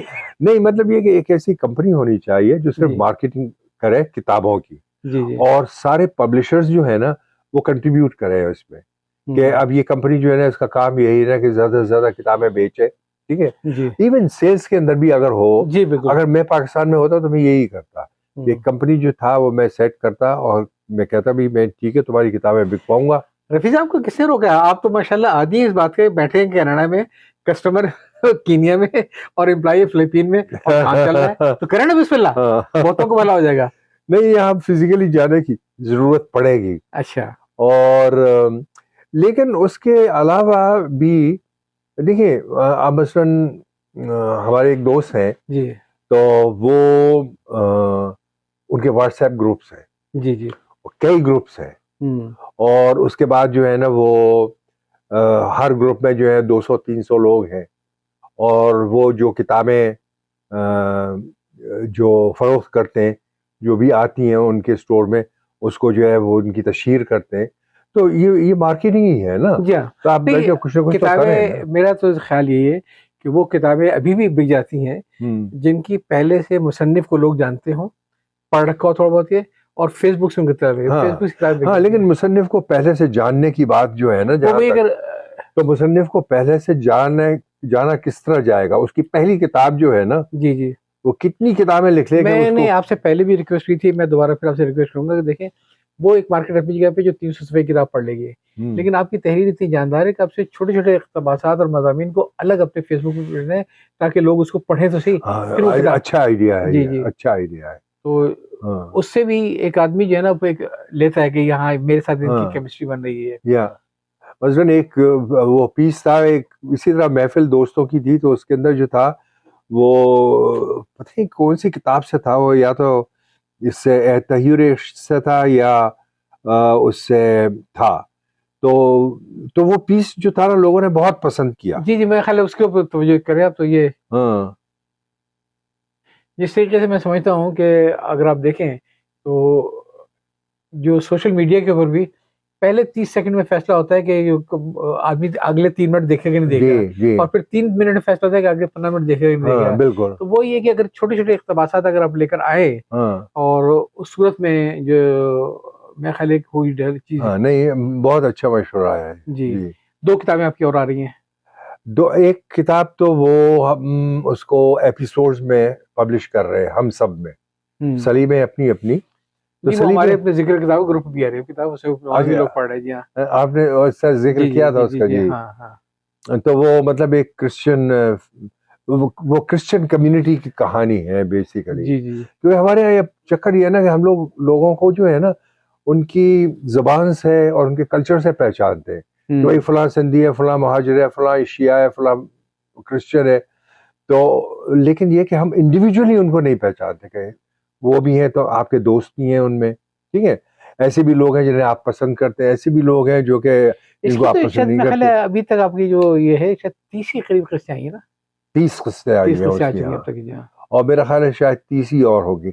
मगर हमारे ज़माने में मेरे कहने का मकसद था हमारे जो दोस्त होते थे 50s में 60s में हर किस्म के दोस्त होते थे। कभी हमें उनके मजहब का भी नहीं पता होता था कि उनका मजहब क्या है। वो तो पर्सनल चीज थी। हाँ बिल्कुल पर्सनल चीज़ है। और वो उनमें क्रिश्चियंस भी होते, जूस भी हुआ करते थे। मुझे याद है कि एक हमारा दोस्त होता था ज्यूइश, तो वो सदर में रहता था हैदराबाद में, और उसकी वो दादी जो थी वो चबूतरे पे बाहर बैठी रहती थी। तो वो इसराइल गया, तो अब वो इसराइल तो नहीं जा सकते डायरेक्टली, तो वो जर्मनी गया, पाकिस्तान पासपोर्ट बताया, हमें उसने बता दिया कि मैं जो है ना वो इसराइल जाऊंगा। तो वो अब उसकी दादी को हम गुजरते थे तो सलाम करते थे पहले उसको, और कहते वो दादी उसका क्या, अब तो मैं नाम भी मैं उसका भूल गया हूँ, कि उसका इसराइल से खत आया, वो एकदम मोटी थी और आके कहती इसराइल नहीं गया, वो जर्मनी जर्मनी गया, गया है। मरवा देगा तू मेरे को। सीआईडी सुन लेगी। हाँ हाँ, तो ये दोस्तियां हुआ करती थी और उनके अंदर जो है ना हर हर मजहब के लोग हुआ करते जी। थे। जी, इसके अलावा आपकी एक कोई और भी आ रही है किताब?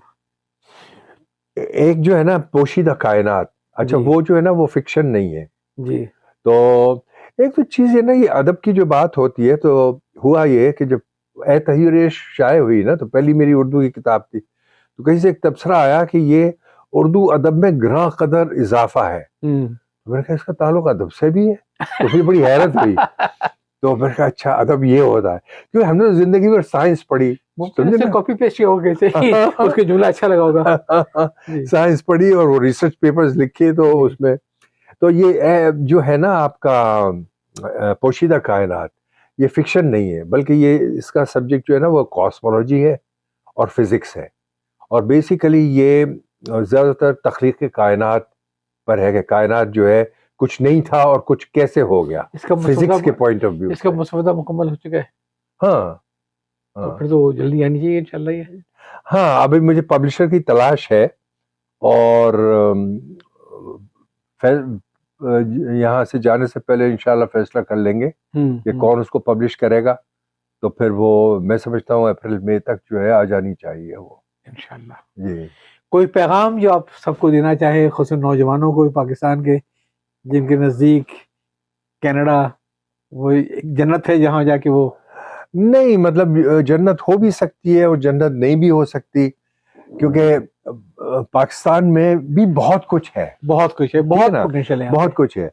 और उसमें जो हमारे मतलब यंग लोग हैं, तो वो ज़रूरत इस बात की है कि पहली बात तो है कि खुद को डेवलप करें। अब ज़्यादातर मैं लड़कियों में तो नहीं, लड़कियां पढ़ रही हैं, समझे ना। यही तो मसला और है। हाँ, लड़कियां पढ़ रही हैं, और फिर मुसीबत ये होती है कि जब उनकी शादी का वक्त आता है तो वो उनके मैच का लड़का नहीं मिलता, जी ठीक है ना। जी जी जी। लड़के बुद्धू रह जाते हैं, लड़कियां जो है पढ़ जाती हैं।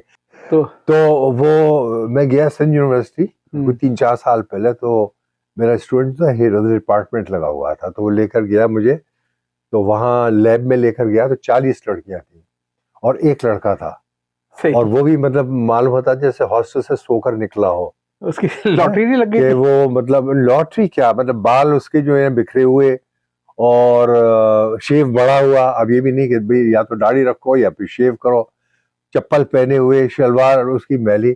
मैंने कहा भाई तुम जो है ना वो तो देखो 40 तुम्हारे गिर्द जो है ना वो क्या अप्सरा है, हाँ, और तुम तो राजा इंद्र हो सकते हो। राजा इंद्र का सुन ले दोबारा फिर मर जाए। एग्जैक्टली।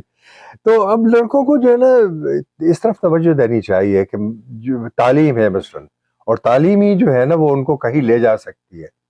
तो वरना ये है कि आप अगर फ्रस्ट्रेट होते रहे, जॉब्स जॉब्स नहीं है बिल्कुल मालूम है, तो फिर आप जो है ना कुछ कुछ और करें, कहीं मतलब ये कुछ नहीं, कहीं दाखला ले लें, कुछ खुद को डेवलप करें। और उसके बाद जो है ना वो अपना बिजनेस शुरू कर दें। ऐसे भी लोग जी हैं यही मैं कहता हूँ कि हाँ वो कहते हैं ना शिकवे तकदीर यज़्दा है बस के बदले आप सिर्फ शिकवे करके क्या करेंगे। बिल्कुल मतलब पाकिस्तान में सरकारी नौकरी कितनी 5 लाख होंगी, हाँ आबादी 23 करोड़ की है, बिल्कुल तो इसका मतलब है कि सबको जॉब नहीं मिल सकती है, जॉब बिल्कुल क्रिएशन करनी चाहिए। हाँ अब मसला ये हो रहा है कि लोग जमीनें बेच बेच के बाहर जा रहे हैं हाँ और करोड़ों रुपए खर्च कर बाहर जा रहे हैं, जी तो यहाँ पे अगर वो जॉब्स क्रिएट करें जिसके लिए हाँ आप जमीन बेचकर जो है ना वो फैक्ट्री लगा लें, कितने हाँ लोगों को जॉब वही मिलेगा। मतलब जॉब क्रिएट करनी चाहिए, exactly be a job provider not a job seeker. Exactly जी एग्जैक्टली या और फिर ये कि अब जो है ना वो आपकी मैं लड़कों को देखता हूँ कि लड़के लड़कियां सभी हैं उसके अंदर कि ऑनलाइन उसमें जो है ना काफ़ी जो है सॉफ्टवेयर डेवलप कर रहे हैं, समझे ना, जी जी जी जी और आईटी रिलेटेड उसके अंदर है, दिन में भी काम कर रहे हैं, कुछ रात में भी काम कर रहे हैं। अब उसमें हमारे एम्प्लॉयज़ जो हैं जो मतलब यूरोप और फिलीपींस वगैरह में उनको हमने नाइट शिफ्ट के लिए रखा हुआ है, तो नाइट शिफ्ट के लिए भी जो है ना काफ़ी एम्प्लॉयज़ की ज़रूरत पड़ती है। फिर इस किस्म के भी हैं कि अगर मतलब ये है कि आपका नॉलेज है मसलन प्रोग्रामिंग में, कोडिंग वगैरह में, तो इस किस्म के भी गूगल वगैरह पर मिल जाते हैं कि आप जो है वो बिड करें, प्रोजेक्ट्स मिलते हैं उनके ऊपर बिड करें, और काफ़ी मेरे पास भी आते हैं इस किस्म के, ऐसे लोगों को यूज़ करते हैं फिर हम लोग। तो आप आखिरी अगर अपना कोई पैगाम दे रहे हो, मुझे मालूम है कि आपके फ़ोन पे फ़ोन आ रहे थे और यकीनन आपकी तलाश जारी होगी। बिल्कुल नहीं इंशाल्लाह मतलब ये कि पॉजिटिव रहना चाहिए, मतलब मुल्क के अंदर अब आजकल जो है ना अफरा तफरी सी मची हुई है। हर एक से शिकायत है, ये मेरी समझ में नहीं आता, तो बजाय हर एक आपने को तो हर एक एक से जुमले में पूरी तारीख बयान कर दी, पाकिस्तान की ज्योग्राफिया बयान कर दी, हर एक को हर एक से शिकायत है। शिकायत है हाँ, एग्जैक्टली। बहुत उम्दा, तो बहुत उम्दा। दूसरों को छोड़ें, खुद अपने आप को जो है ना डेवलप करें किसी भी जी, तरीके पर। जी कम से कम अपने ऊपर तो इन्वेस्टमेंट कर हाँ लें। वो एक शायद मैंने आपको सुनाया हो, एक लड़का है नैनो नैनो हैदराबादी। जी, तो नैनो हैदराबादी जो है ना वो जो ब्लॉग्स वगैरह बनाता है हैदराबाद वो से। हाँ वीडियोस बनाता है। जी, जी, हाँ। तो उसमें ये भी है ना कि आप जो है ना वो पुराने पुराने एक उसका गली के अंदर एक शख्स था जो चाय बेचता है, चाय वाला, और 1947 से उसकी चाय की दुकान है। तो वो उसने कवर किया क्योंकि किसी ने फरमाइश की थी। हाँ, तो अब ऐसे भी लोग हैं कि जैसे मेरा खुद एक दोस्त था, तो उसने उसको कुछ पैसे भेजे, पता नहीं कितने पैसे भेजे, और बोला कि मेरी जो गली थी उसको जरा कवर करो। वाह! तो उसने उसका वीडियो बना के फिर उसको बता दिया। तो ये मतलब ऐसे ऐसे पेशे मौजूद हैं, ऐसे ऐसे काम मौजूद हैं जिनके मुतालिक सोच भी नहीं सकते। जी, तो थोड़ी सी मतलब ये कि अगर ओरिजिनलिटी हो ना, तो आदमी जो है ना वो हाँ। कहते हैं ना कि किसी तौर कमा खाए मुछंदर क्या है वो। रोटी तो भर कैफ कमा खाए वो छंद। एग्जैक्टली एग्जैक्टली तो बहरहाल एक लंबी माशाल्लाह आपने एक तवील उम्र गुजारी, सकाफतें देखी आपने, बरेरा की वो सारी अपनी जो हिंदुस्तान के अंदर जी बरेरा क्या नाम है? बिरहरा बिरहरा मेरी बरेरा मदर। मतलब मेरी भांजी है तो उसका नाम उसका अच्छा मेरी मदर हमारे साथ थी कि कोई 6 साल, जी, और वो घूमी हुई थी, तो वो कहती थी मुझे जिंदगी ऐसी लगती है जैसे कोई फिल्म देखी हो। सही है। और वो एयर फ्रांस से जाती थी ज्यादातर, और पेरिस एयरपोर्ट जो था वो उनका देखा भाला था। जी, और हम मतलब ये कि पाकिस्तान से मेरा छोटे भाई ने भेज दिया उनको, और वो फ्लाइट चेंज करनी होती थी उनको पेरिस में। जी। तो और फिर उसके बाद बड़ी कंफर्टेबल, और फिर वो यही कहती थी कि मैं तो वहाँ हिंदुस्तान में एक गांव में पैदा हुई थी, और फिर उसके बाद जो है क्या क्या देखा है इन आंखों ने, तो मालूम होता है हाँ, जैसे कोई फिल्म चलती रही हो। वाक़ई आपसे बातें करके बड़ा मज़ा आता है मुझे, इसमें कोई शक नहीं है कि हम्म, क्या-क्या देखा इन आँखों ने। बिल्कुल अब बिल्कुल तो इंटरव्यू तकरीबन के इख्तिताम पे आ गया, वरना मैं कहता वो पूरा किस्सा सुनाइए कि वो दौर वो था, वो अहद वो था कि एक हिंदुस्तानी अछूत खातून हम्म जो ज़ात की भंगन थी, हम्म उनको आप अम्मा कहा करते थे। ओ यस, मतलब हमारे ज़माने में मेरी पैदाइश जो है 1943 की है। जी, जी। तो हमारे यहाँ गांव में कोई डॉक्टर था, और न कोई मिडवाइफ थी, न कोई हॉस्पिटल था, कुछ नहीं।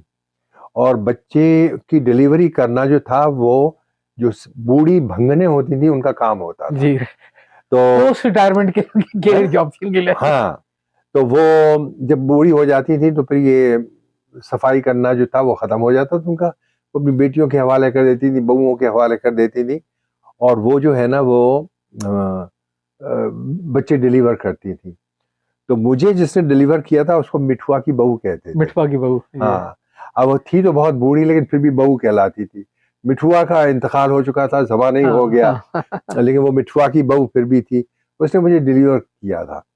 तो जब मैं बड़ा हुआ तो मेरे फादर ने और मदर ने बताया कि देखो ये तुम्हारी माँ की बराबर है, क्योंकि ये तुम्हें, ये तहजीब थी जनाब किसी दौर में, ये तुम्हें दुनिया में लेकर आई है। तो मैं उसको अम्मा कहा करता था।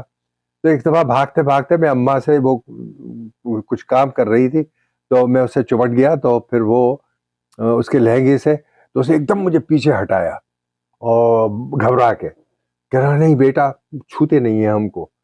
तो मैंने कहा क्यों नहीं छूते? तो कहने लगा क्योंकि हम गंदा काम करते हैं। मैंने कहा फिर भी तुम नहा तो लेती हो ना? कह रहा हाँ नहाते तो हैं हम। तो फिर मैंने कहा फिर क्या फर्क पड़ा? कहने लगा तुम्हें नहीं पता, जब बड़े हो जाओगे तो तुम्हें मालूम होगा। और बड़े हो गए तो आपने देख लिया कि फिर किस तरीके से इंसान जो है वो जबानों से बटते हैं। बिल्कुल बिल्कुल बिल्कुल। तो एक बहुत अच्छा दौर देखा आपने माशाल्लाह। अल्लाह करे वो दौर आ जाए कभी दोबारा पलट के, आमीन, कि जब आमीन। लोगों की पहचान उनके सही मानों में उनकी जबान से ना हो, उनके फिक़ा से ना हो, बल्कि इंसान उनकी पहचान इंसानियत से हो। एग्जैक्टली बिल्कुल। तो मेरा ख्याल है याद लिया, अब काफी लंबा हो गया। तो ये नहीं, बहुत बहुत शुक्रिया।